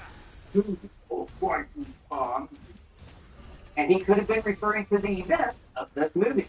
Also, in the trailer, we see these kids dressing up as the Thing, gazing up at the spire in the sky. This could be Halloween, or these could be fans gathered outside the Baxter Building. Like I said, the Fantastic Four are celebrities. And then we get a brief shot of Reed in space, probably directly after the accident, as he's trying to figure out what the hell is happening to his family. And then we see the shadow of Galactus loom over New York. Now, this storyline was previously adapted in the 2007 Tim Story film, Fantastic Four: Rise of the Silver Surfer, which, at its high point, as you can tell from the title, they were trying to spin the Silver Surfer off into his own movie. But that movie really skimped on the visual effects budget. Galactus was portrayed as a giant cloud, which sure is cheap to make, but it don't inspire fear. Oddly enough, the Green Lantern movie 4 years later repeated the same mistake, portraying Parallax as a huge cloud. I got a nickel for every time I was doomed by a puppet. I got 2 nickels, which isn't a lot, but it's weird that it happened twice, right? Now, in this film, Galactus is portrayed by Ralph Ineson, who is a great actor, but he was cast because his voice sounds like this. Somehow Palpatine returned. Sorry, I meant like this. Not be judged by false Christians. For I have done nothing save preach Christ's true gospel. And by the way, notice this view of Manhattan. These skyscrapers on the east side are not there in the real world. So I'm thinking this is the future plaza that we talked about earlier. Notice there's even a rocket launching pad in the East River where the Fantastic Four can launch their space mission. And the trailer ends with Sue hitting home on what the team is about as a family. And then we see the team in their full retro suits. White glue, white gloves, white boots, with arrows pointing at them. Nice set. I think this could be the shoot of some promotional film for this new team. Or it could be an actual TV appearance where they're revealing themselves to the world. And then the score comes in.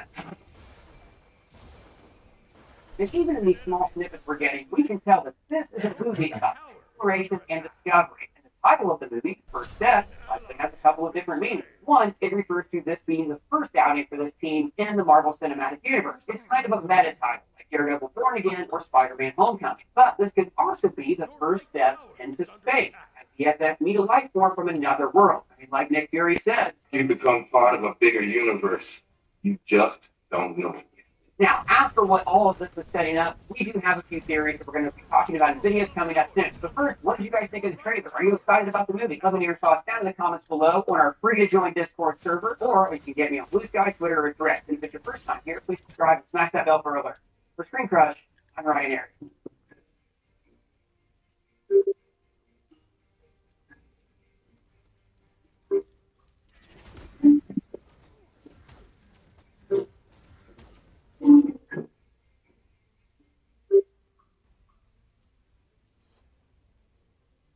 New FanDuel customers get $200 in bonus bets if their first $5 bet wins, which leads to the incredible house.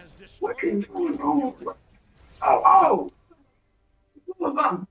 New customers get $200 in bonus bets if their first $5 bet wins, only on FanDuel. In my day-to-day life, when people find out, people are like, wait, what? You're what? When they find out, they are usually surprised. There is such disbelief because they don't really know what it is. Whoa. Really? Oh, yeah? Usually they're a little bit shocked. Well, it's something that they've actually been looking for a long time. The internet was right there. They get really curious about it. They immediately go, oh, really? It's like, yes. Really? No, you can't be one. I get that a lot. Like, you're not. Or like the room will go silent and I'm like, yeah, I am. I am one. Most of the time it's actually with really genuine interest. You can see that they want to know more. They love answering questions. They'll simply say, hey, well, what is it? It's sometimes hard for me to answer because it contains so much. It's the most important thing to me, hands down. It is the only thing that gave me my life back. It's helped me personally, my family, my friends, and my community as well. It's not for any one particular group of people or any class of people. It's for everybody. I get questions all the time like, oh, you've been this your whole life? I'm like, yeah, I have. 10 years now? 12 years. 14 years. 21 years. 31 years. 34 years now. 35 years. 46 years. My whole life. My entire life. All my life. All my life. I'm a third generation, and it has completely changed my life. You know, we're just people bettering ourselves and bettering the world. And I'll tell them, yes, I am a Scientologist.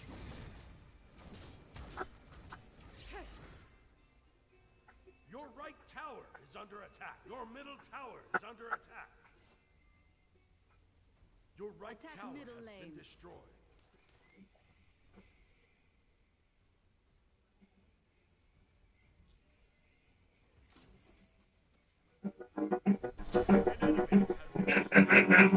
Here we go. Attack fire giant.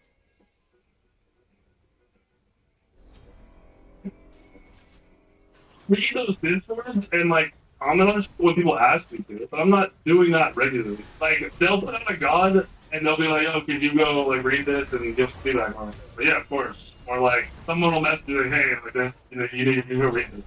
I'm not sitting on that. And you should like just because that dude has time to sit on that. I'm not gonna like doesn't mean I do. I'm also not gonna get walk around being mad because people want to swag me skin, bro. It's a fucking video game.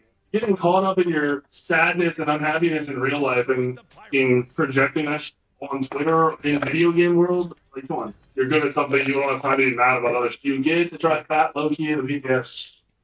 No, he's the one with BTS. He's in the next set of 5 after, like that'll be something we test like late January.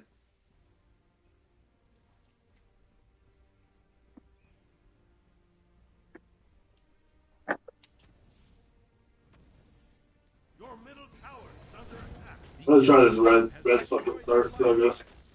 I should have passed earlier though, instead of sitting in mid for that extra 2 seconds.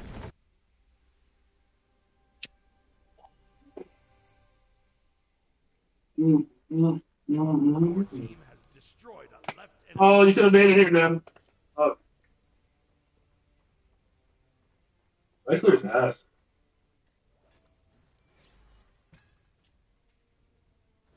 So maybe got never do backs there. Either go to red or go to mid camp. I can get to mid camps. That way you have that farm's not going to go anywhere in the back. So like you can always go back and do that after. I think they're on their red right now, right? Yeah, that's going on.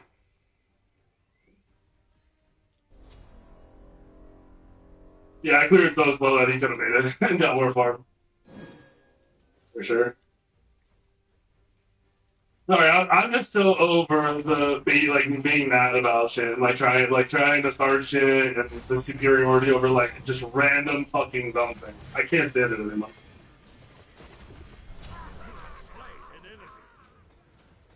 And for some reason, it is a very common theme within the VTuber Smite community. Same motherfuckers that were fucking rating SPL players' looks and shit. Like, never forget that, by the way. They were on stream laughing and fucking talking shit about the way people look while fucking being VTubers, bro. Like, I don't even know how you can't make that shit up. I didn't fucking with that. I don't think you would kill me, but on the pumps. Cancel that. Attack the Gold Fury. On my way.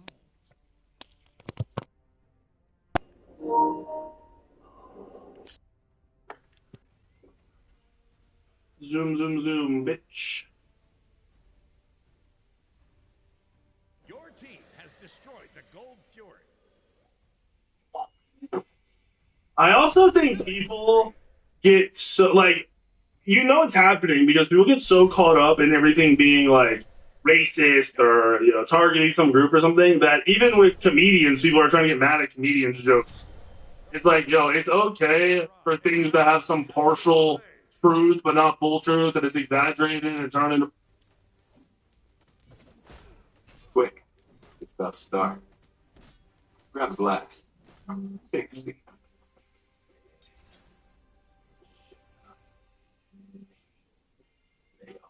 Now that, life to the fullest.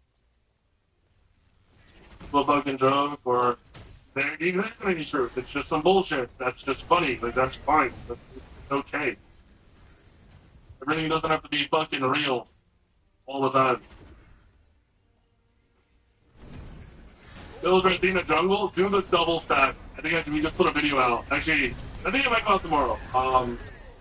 It's Transcendence, Thought, Hydra's, Poly, and then Titan's.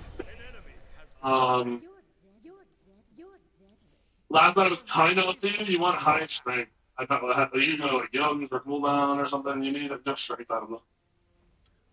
Or you know, pain, you like Crusher. Or,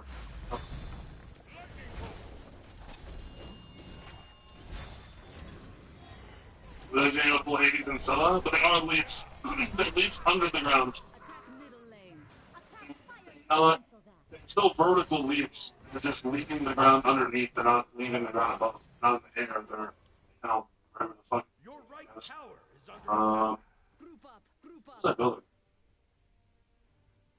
Actually, was it both off? I don't remember. Group up. Attack middle lane.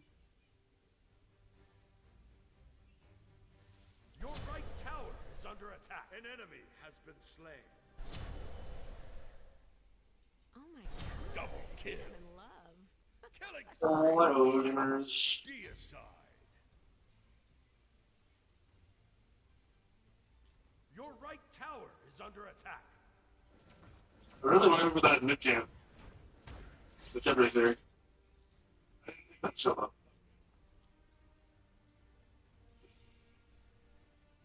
Nice Kemper's just skip. That's Weird. too bad.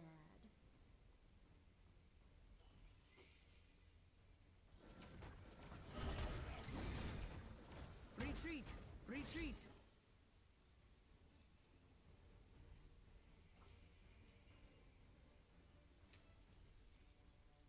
What?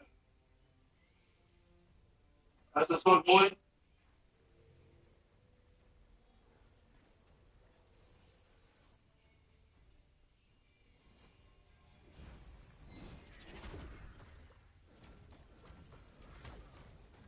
Oh shit! No, is that there too?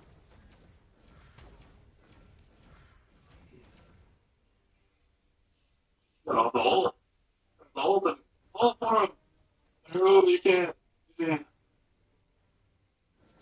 I don't remember the middle that one of them go. Just get away. Let's do it full damage.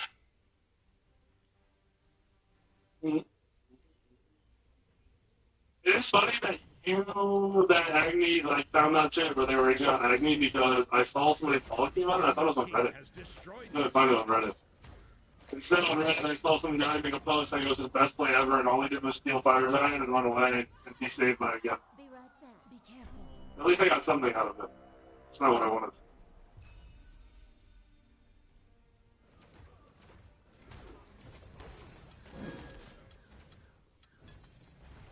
Ooh, they're cooking this game.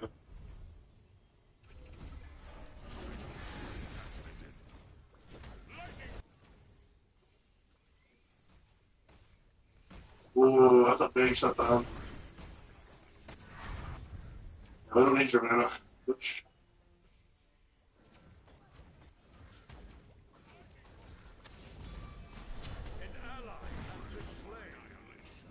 I need this patch. And the game is just gonna be so fun. Seculous patches. Oh, I thought I had to feel that. Oh, my Kemper's here, of course. Of course.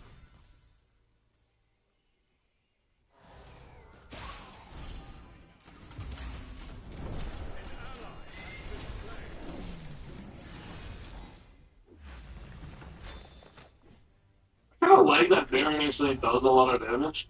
I just hate Baron's healing. I need way too much healing. Oh, this is on us. That was right in front of you. He's in the fire.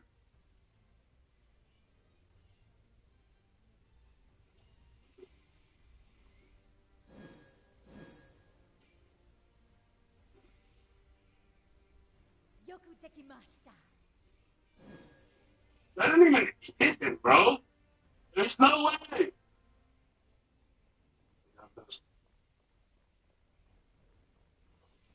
Okay, dudes. The enemy team has destroyed the Wait, fire. he's still in there. Where did he go? He has so much distance. They all live. It's crazy. It's actually crazy. I don't know why they went on Cezanne on the back, though. That was pretty troll. Yoku tekimashita. Ooh, maybe I think.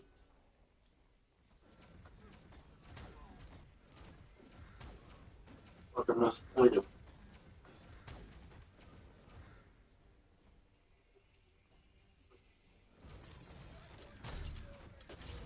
We should gank up here.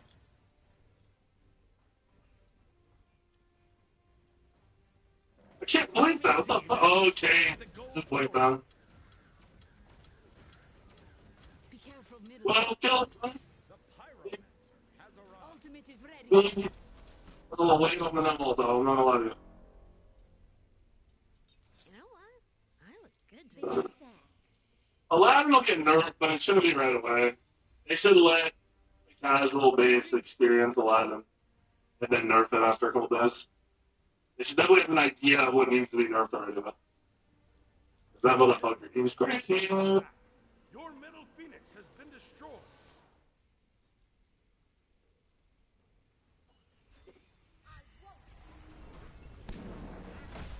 Oh, my clear.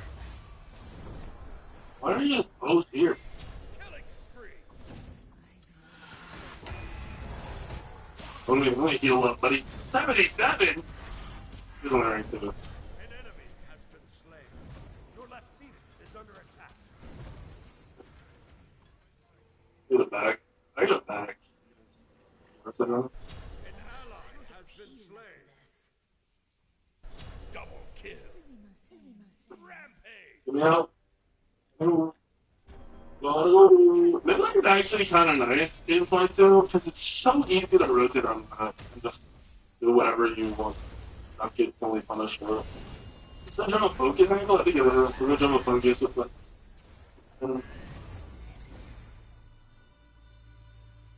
And it's clearly better if 3 double cams and bosses. Yeah, that might be too good though.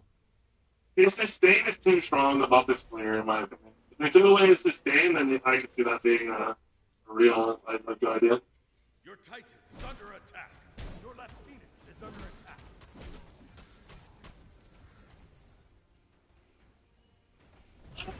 Told you.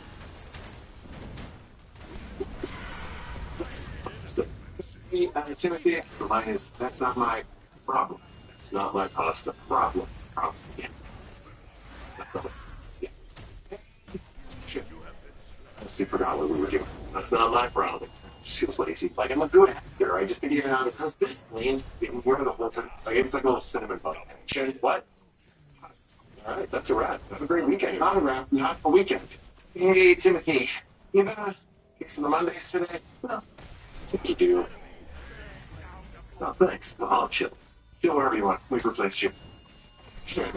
That's not my problem. Yes! Oh, that's really good.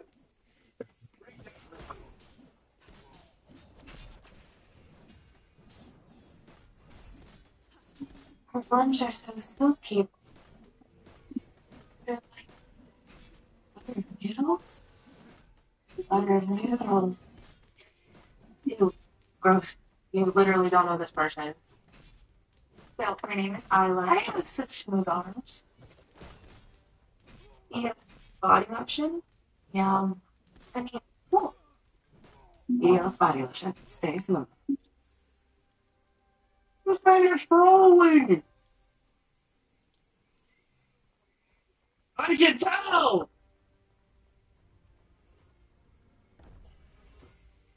I'm nothing up for a while.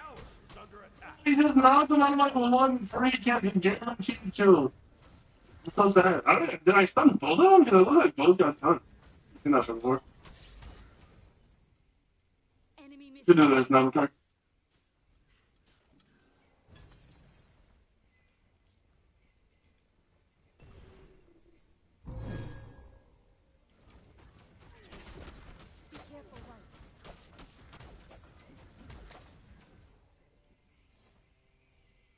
Oh, we keep moving on my shits! That's fine, we wanna run, I'm coming! Fine, you're fine, you're fine, just believe. Oh shit, we're not fine. We're going in, we're fine. Oh fuck, they went so far!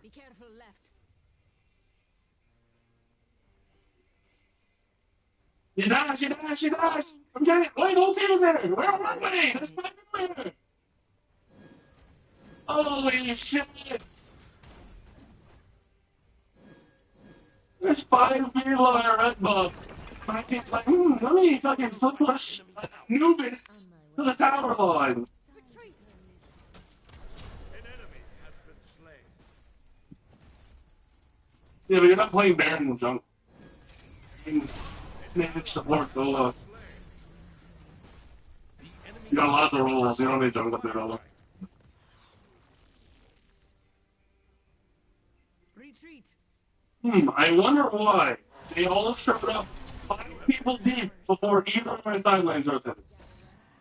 How am I gonna do damage 1v5? How about instead of pushing your tower line as Anubis, you rotate? Yeah, I watch you auto that fucking tower, bro, while your Danza triple ulted me. That's scam. They don't slow it right, be careful.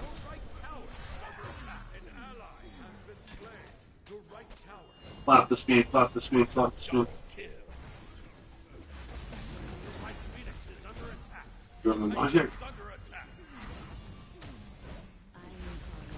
I'm sucking him up!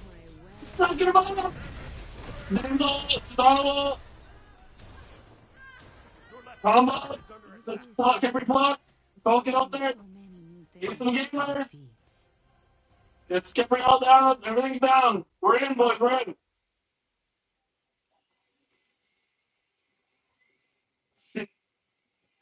Okay. You just fucking me so hard.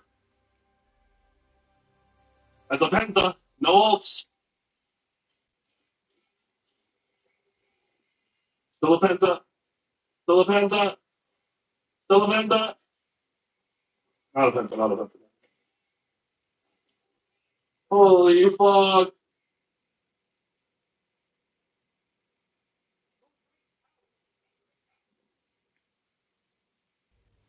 They made Zeus more of a magical hunter now?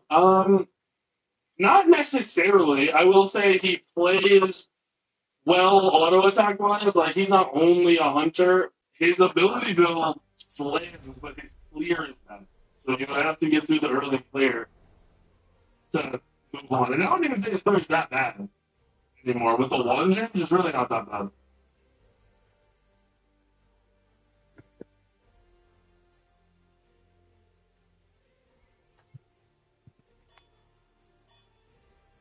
Oh, fire. You're below now. Over here? Wait, no, not fire. Below is just over here with me.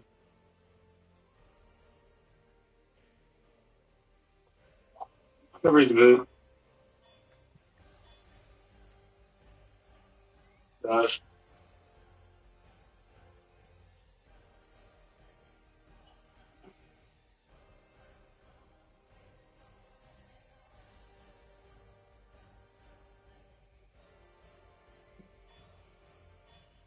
Where did my health just go?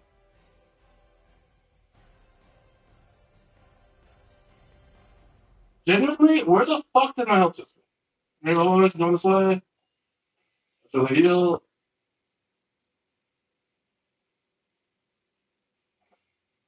No, we're not doing this. We're not doing this. We're not doing this. They're full up in the case out of here. Might be able to do it now. They're going to gold though.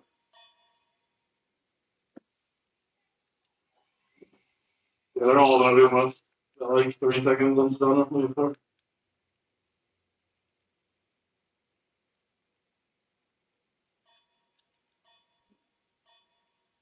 No way. Wow.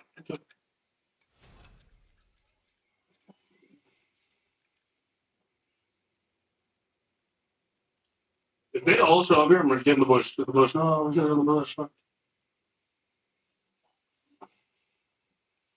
Now he's going to know. It's okay, though. Let's not kill him. He'll be shocked. Or, you know. What the fuck is this guy? Who the fuck doesn't want HP?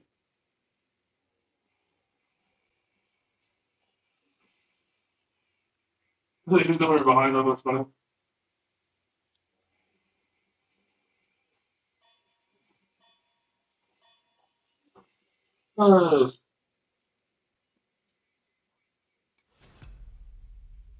Oof, close. I need cooldowns, way more cooldown.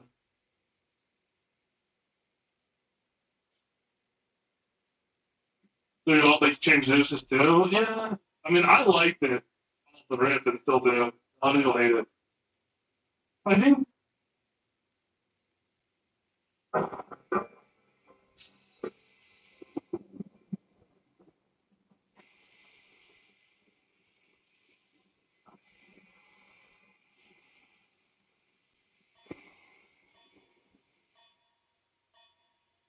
today we become legends. These are now XP instead of coins, but I guess that's what they're in market XP probably. Okay, it is working now. I was discounted for the first patch, 1,300 diamonds. And these are your other market coins last year? Oh. Okay, dude. I mean, it's just a recolor, but I'm a fan. I'm a fan, I will say. This is what Shadow Skin should look like, in my opinion. This is just like what a Shadow Skin should be. But yeah, also Fishness about. Also, God's Tracker. Amount of God's moving back out this ball. Teamwork makes the dream work all about. Love it. A badge. It's a good way to sell this kind of stuff as well, you know, like trackers and global emotes and badges and stuff, because if you don't want it, you just ignore it and you just buy the skins from each badge. Jump stamps, those weren't in the game before. Yeah, those. I assume it's not 400 coins, right? Oh, maybe it is, maybe it reworks it. I think it was going to be like, you know, only a few coins, like 10 coins for the skin or whatever. Maybe they just massively inflated the currency and you get massively amounts more of it. 3D jump stamps? Yeah, it looks a little bit 3D. But yeah, it's a good way to sell this kind of stuff. I like it. And then you can get the diamonds back, obviously, for that page. So, you buy it for 1,300, you can get 400 back, that's 900. You buy it with legacy gems, it's like 450. How about down balls thing as well? Yeah, let's check some other pages. Yeah, this is the Vulcan skin that I was on about. This looks sick. Can't rotate them, unfortunately. Yeah, Ascension Pass tokens are going to be in here as well, so technically a free way to get Ascension Passes, or at least a very cheap way. And to be fair, it's on page 2, I'm pretty sure the first page is free, so you won't be able to get a free Ascension Pass, you will have to buy this, but, you know, considering Ascension Pass on its own costs 900 diamonds, that's not bad. Diamonds. The bitches, love it. Minion Wrangler title, okay, I kind of love that.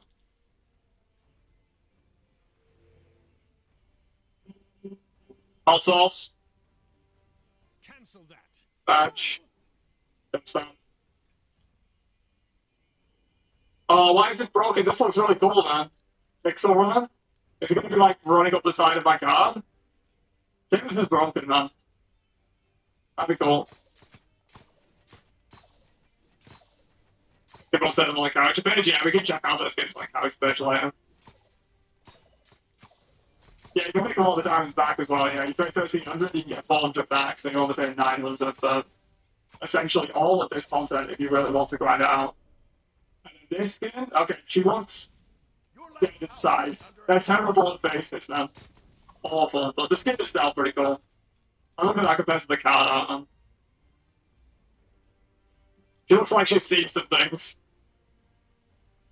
Cool skin, though.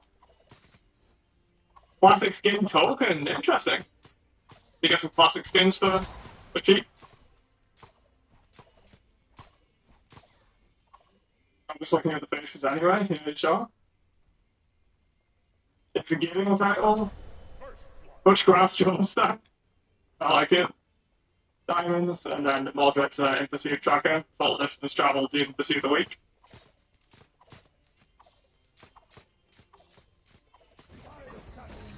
Yeah, this is a lot of content for 1300 diamonds if you can grind it all out. Also, I was talking about this landscape basically being a recolor. It is, but it's only 500 coins instead of like 1100. 1300, 1750.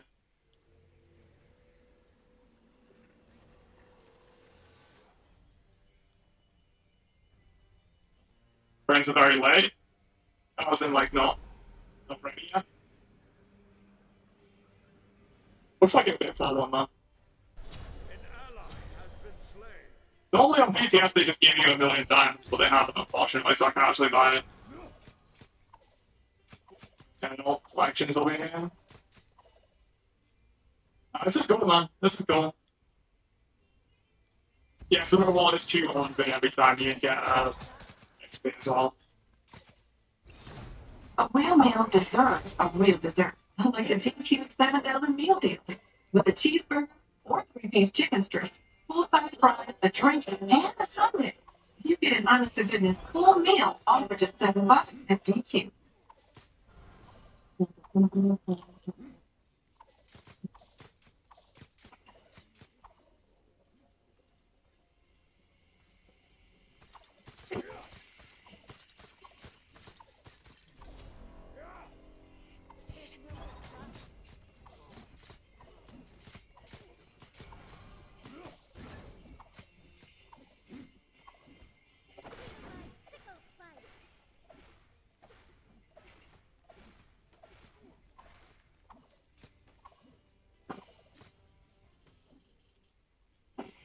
Oh yeah, dude. That's nice.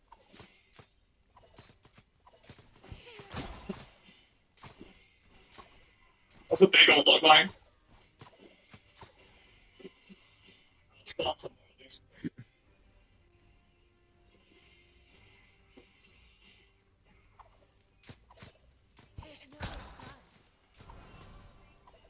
Hello? Spawning minute? Okay, spawning down boss isn't working. There we go, the totals.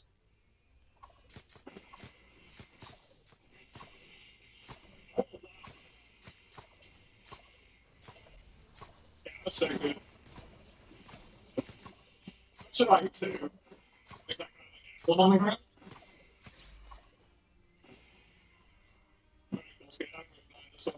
You can't see Yes, what a distinguished gentleman. Yes, sir. Hold on, there's that good up there. Check out some ability effects.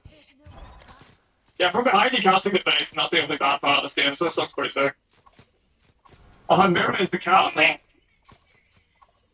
Magic barrier. Ooh. Void effects?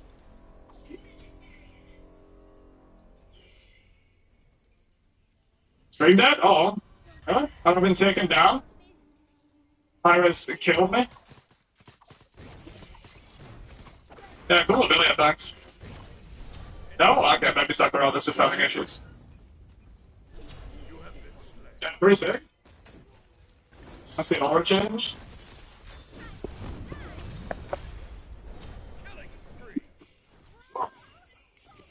Oh, sick.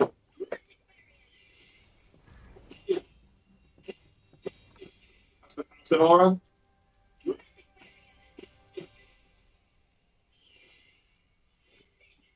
Yeah, that's good. Big fan. Oh my god, those autos. I want to play this game just for those autos, man. That's sick.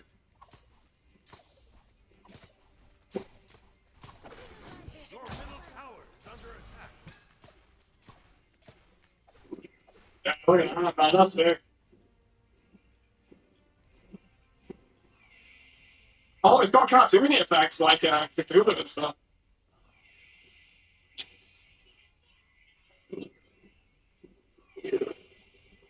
That's the body. Yeah, cool skate, man.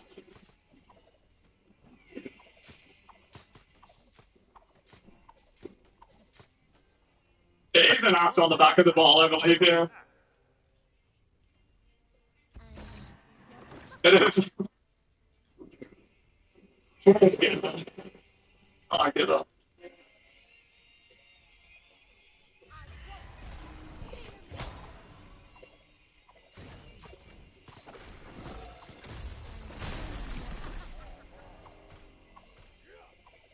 Your middle tower is under attack. An enemy has been slain. Your right tower is under attack. You have slain an enemy. I'm left to take my second. Nothing. An ally has been slain. Double kill. So deep, trying to get range. I'm ulting now, going up. That's another thing to see.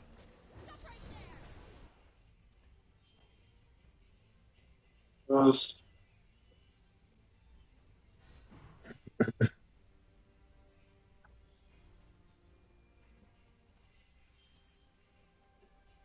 oh, there's like all in. I know it's not being so.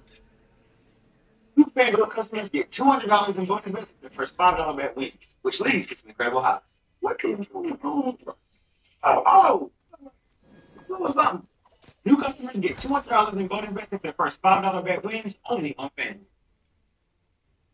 At Cox Mobile, we know you need reliable cell service that goes wherever you do. That's why we run on the network with more nationwide coverage than T-Mobile for a price you'll love. So you can share your adventures from anywhere. No, he's here, right? We got a buzz. Oh, wait, he's fixing it up. Dude, Stan will throw this. Doesn't even matter. Oh, he's fucked.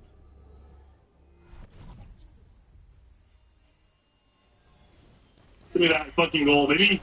I'm rich. All that work, and I just passed him. I'm ahead of him on gold. All that work. You overcommitted one dumbass time, and we're back. Say it next time, just die to the fucking tower if he didn't hit you. Yeah, we're rich. He was big, and now he's small. He's a small boy.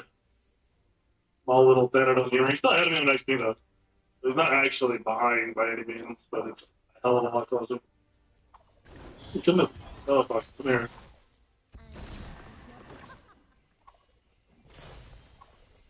An ally has been slain. That threw me off a little bit. The hit that was down to McGee.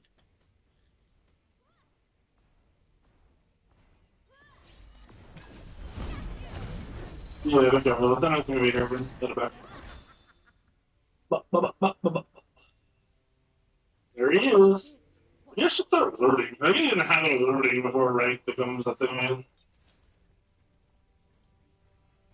Yeah, you can't overcommit tower dives when you have a lead like that. It's a hard thing to learn because you're feeling yourself, you're huge, like I can kill anybody, and you're gonna push it. You literally can't do that shit. I mean, either Smite, I don't want to Smite too. You gotta just play clean the whole fucking time.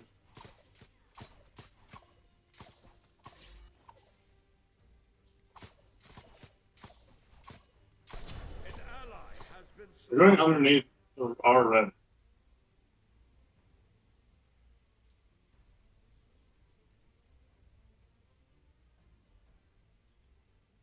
Very fast. Your right tower is under attack.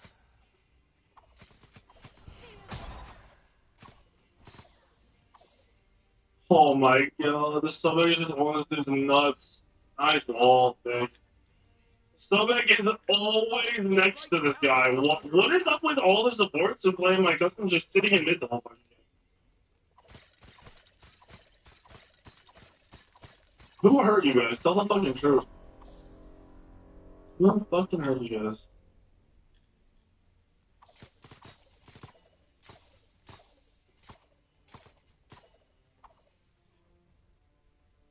Killing spree. Well, Bloodforge does have a shield, but it's a pop, and Bloodforge is a terrible fucking item for that kind of is. Lifesteal in the game is pretty weak. Like the lifesteal item needs to be a good lifesteal item, like Soul Gem. Soul Gem's a great item because the lifesteal's irrelevant. You don't care about the lifesteal. You care about everything else on that item. they took the hit down on that item and buffed the lifesteal, it'd probably be a lot less.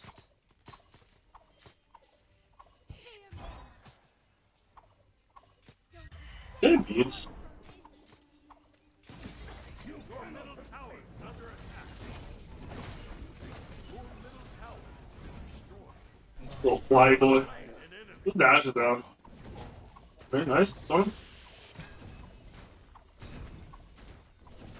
Shit. Yeah, we probably kill this guy. We don't live. We don't live.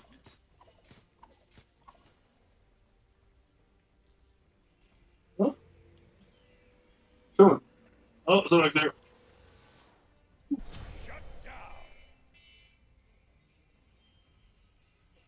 Excellent, good job. Easy to do. That was in the picture. Nobody's here. No one's there.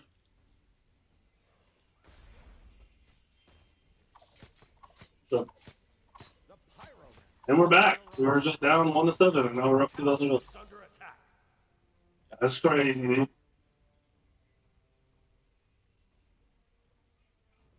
John, go on him. Attack. Attack right. Attack right. Run at him. Don't stop.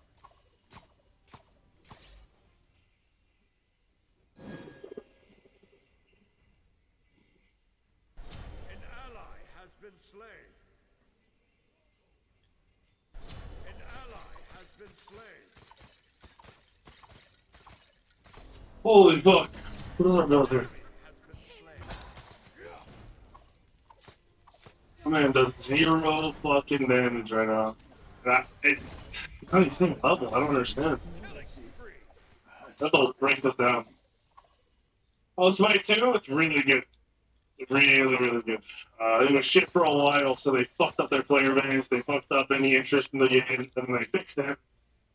And people that have given it a try pretty much are all saying, yeah, the game is really good, they're liking it, but it's people that were caught up with before when it was shit that don't want to play it. Game should be free to play in 2 weeks, and should be getting a patch that makes the game great. The game is very good right now, it should be great in that 2-week patch, whenever that is. They haven't given us an official day yet. Is he gonna win? Look at this guy.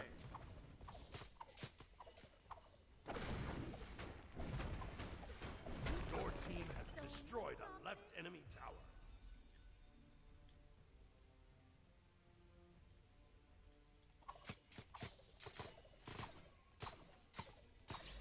An enemy has Save your ult for his ult and just run at him. double kill. Oh, fuck. I can't get that as well.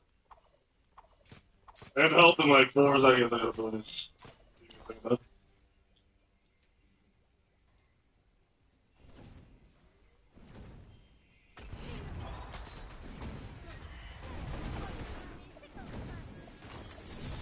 Look!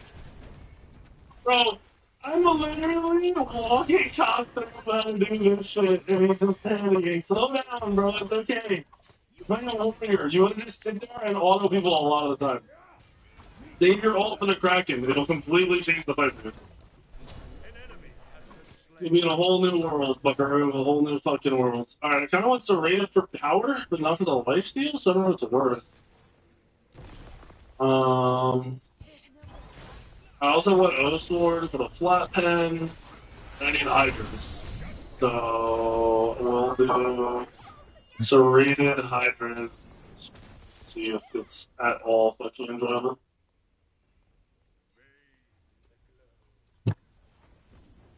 Yeah, Smite 2 as a game, just the game. Nothing else, no match game, no player base, no shit. As a game is literally going to be fucking fantastic. Insane. Better than I ever thought it would be. Unless they fuck us and then extend it. Don't give us the patch and the free one. And they're trolling and don't know what to say.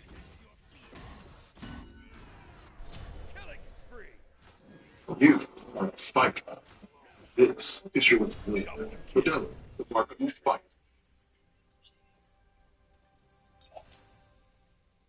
What? Nothing. Your left tower is under attack. Shut down.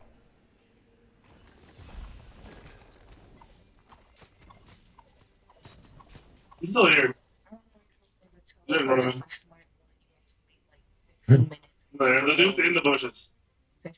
Oh, they don't down. Yeah, actually, I think he's on the bush. One more. Kill. What? I think it's stopped. Are we in? Oh, someone's in nuts. Oh, fuck. Okay.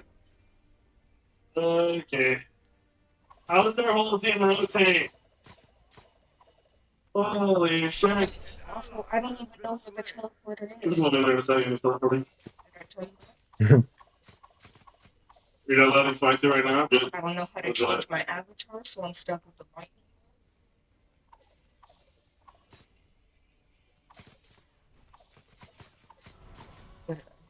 I'm very excited for the patch.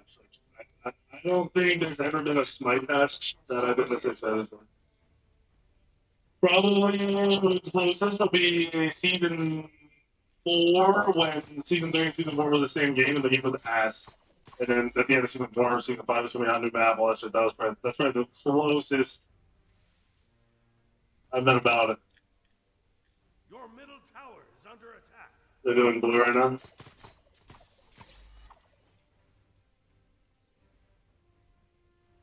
I'm gonna back of the bush. Or he's gonna be reading him out. Nope. Has destroyed the Gold Fury. That's a bitch.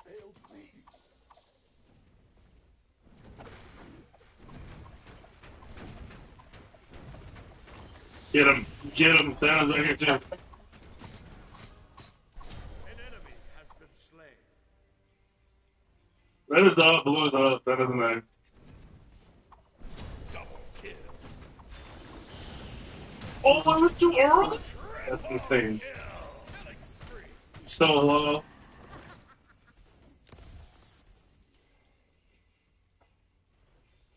No. I was thinking I was running.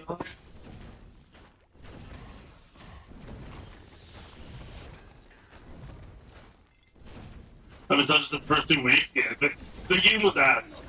The game was complete ass. They put on a crazy patch when they were like, yeah, we're fucking up.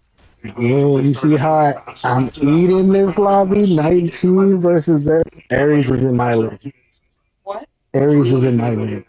19 to 13. Oh, that's why when I popped up on his ass, I just. He thought it was safe. It's not.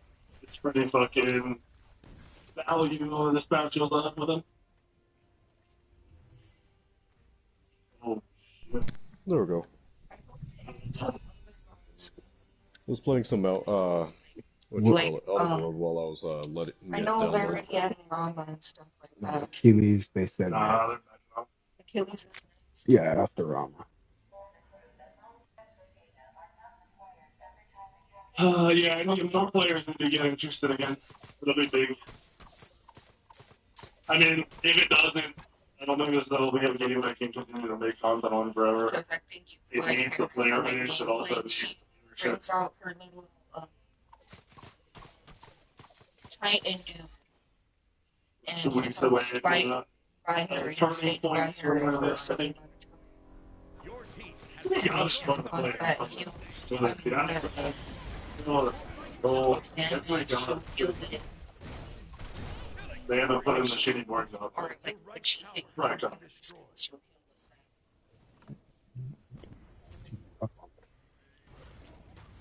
There's no way. An ally has been slain.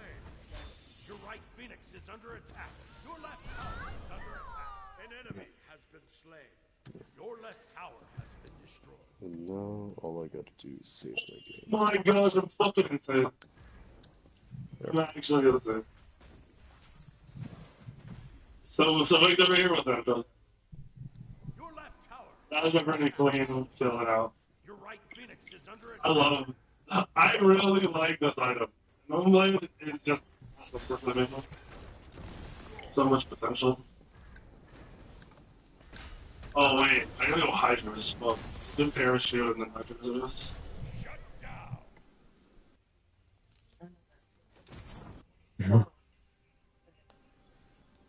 Get on I the like that there's a lot more space. I think there's spaces with dignity at the Trust. It's like,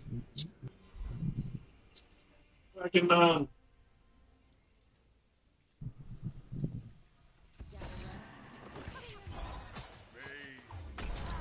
don't know, the leader said over here.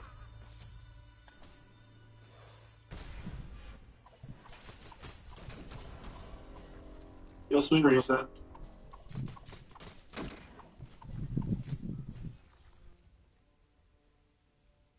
Attack the Gold Fury. Well, they already had this next patch adds 3 items. And they just added that Sarah stuff. Just added this item. What the fuck is it? This item, shield splitter. Already they've been adding shit, bro. We're doing a lot. Balancing, item adding, not a lot. The biggest downfall right now is matchmaking because of the player base and just being behind on matchmaking.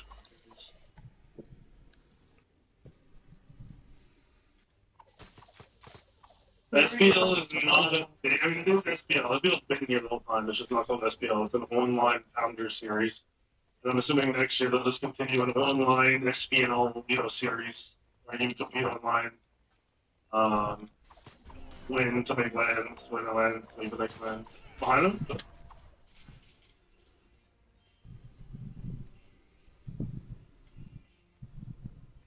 The results?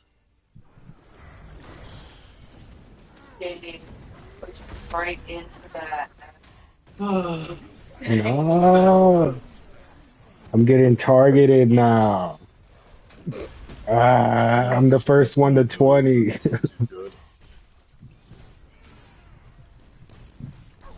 I'm looking at every one of these gods. Some of them are mastery level 5, some of them are 10. And I'm like, god damn. I don't even have all of the gods unlocked yet. I never played as on her. I never unlocked them. So there's Muzenkat, which is a bee god, which literally can put beehives down, and that can be a ward. You can also summon the bees to attack you. On her is obviously there. Apollo, I never played as. It's gonna have to be balanced with the past. See any point of playing as him. I'm so good on launch. Atlas is a new one. She's more technical, so I never tried to learn her, nor did I get her. Baba Yaga. There was always someone in my team that loved playing as her, so I never tried to. Who the fuck is this? Oh shit. What the Baki Kajira. It's a fucking whale. I can move, but I can't. That's okay, it, that was weird. I mean, that's reasonable. Yeah, it's like but this is my last game. Let's play Dark after this. Chiron. Oh. Well, let's kill the whole game is just. Let's see. Everything is so fucked right now. Yeah, there's a lot of gods I didn't even play as before. I never played as. Wait, what the fuck? There's a god named Nut. It's a god. I should just go fucking. Goddess of the sky. Cool, that was just bugs because everything fucked up with that pause. Just Hunter. Okay.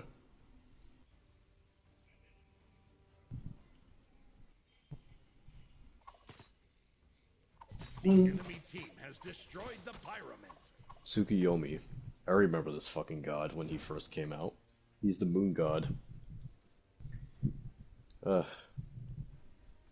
middle tower is under attack. Yeah, most of the they added some interesting gods already. I fucking whiffed. Look at that. Holy fuck! Here's my hand as a one clapper attack his ass. God damn! Oh shit. Damn! He did. Check my rewards. He did. Well, I thought it was great. Those Hydras that'll beef it up. Okay, so they're a wave up. Not one. Is he still Crit DC? Ymir is I crazy. wonder why he restarted. No, you're seeing someone playing as Crit Ymir. He's beating my ass Yeah. just because he has Is the it Face Punch? CC. You got a war. Oh my god. It might be Face Punch Ymir with Deathbringer. Yeah, Deathbringer, Kins, Demon Yeah, that's Blade, Face Punch. That's Face Punch. the new arrow, Sharpshooter's arrow. That's so weird. And it was Wouldn't all. he play his Face The Punch? other one was back. Is he like actually the Guardian or is he the Assassin? He's jungle. Going up. What the Oh, fuck? no. I guess he just has better luck than I do. Oh wait, hold on. Let me think. So He back. probably does spike, then punch, we then back? freeze, then punch. Actually, that could work. Mike's here. Let me check the store. Yes. Attack fire giant. Hey, we're gonna build.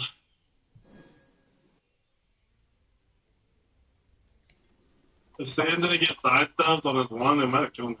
An enemy has been slain. Oh, the one thing I used to love doing when I played the first Smite is whenever I am beating the shit out of someone's ass so bad, I fucking send them an emote.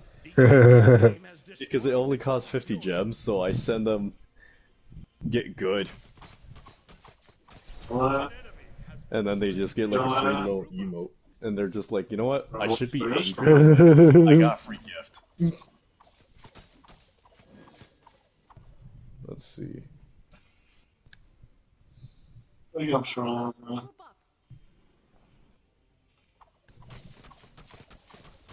I can just kill her. Surely someone comes this way, bro. The pyro has arrived. Is that fire? Let me check all of my things in my settings. Nope. Not learn. All missing. I want to check my profile. There we go. Yeah, so what you have for loadouts, by the way, is you get a loading frame, a loading screen, a jump stand, a board skin, a pedestal, and an avatar.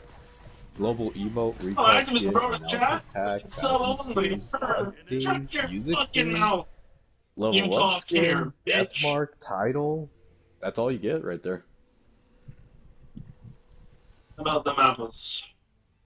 They're gonna be able to do wild things with active items if they get to be more creative and put some time into the items. That's what I'm most excited for, to be Yeah, honest. and you can buy yourself some boosters, and there's also some boosters that are useful for points, Enigma chest, chance.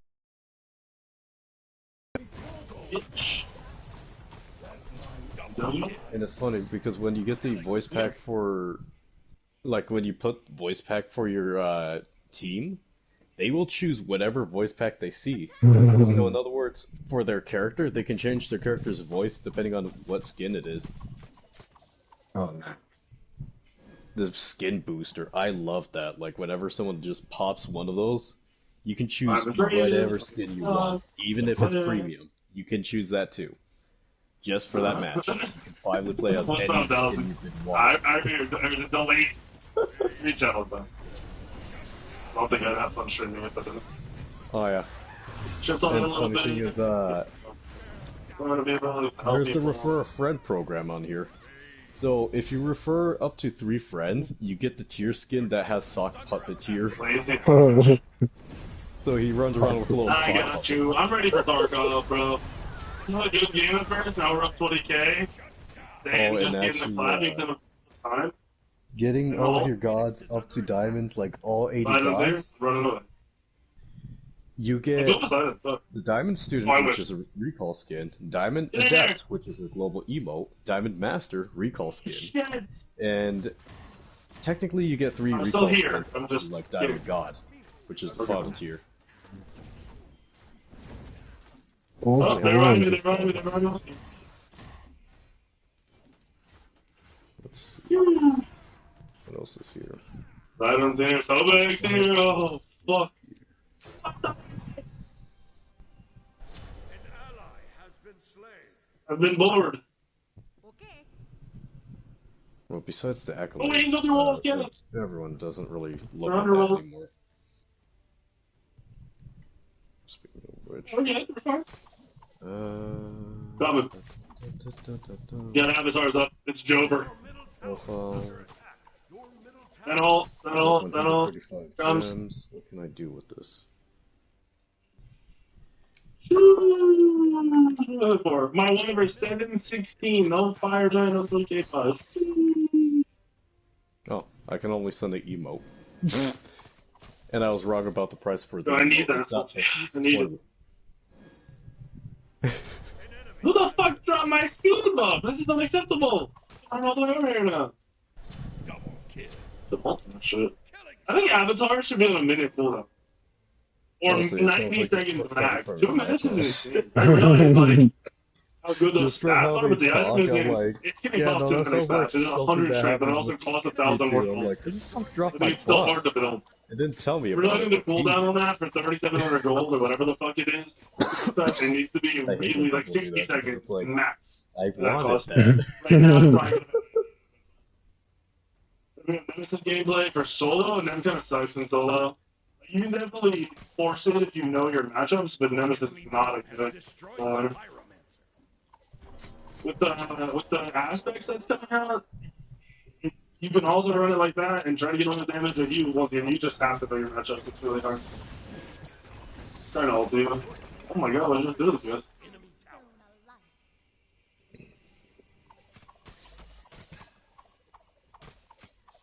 He's walking in front of me, right behind.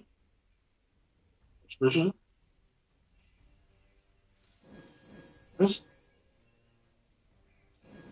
Damn it, coming. I'm scared.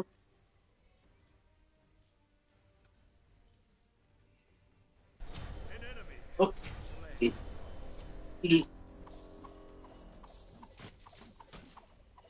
435 strength right now without avatar spots. Potential. Yeah, so I was telling you, Nemesis isn't a really good solo winner at all. You can get away with her just like any good solo winner can get away with any god if they know the matchups and how to not fully lose them or how to stalemate them better. But Nem is not a solo winner, so you're kind of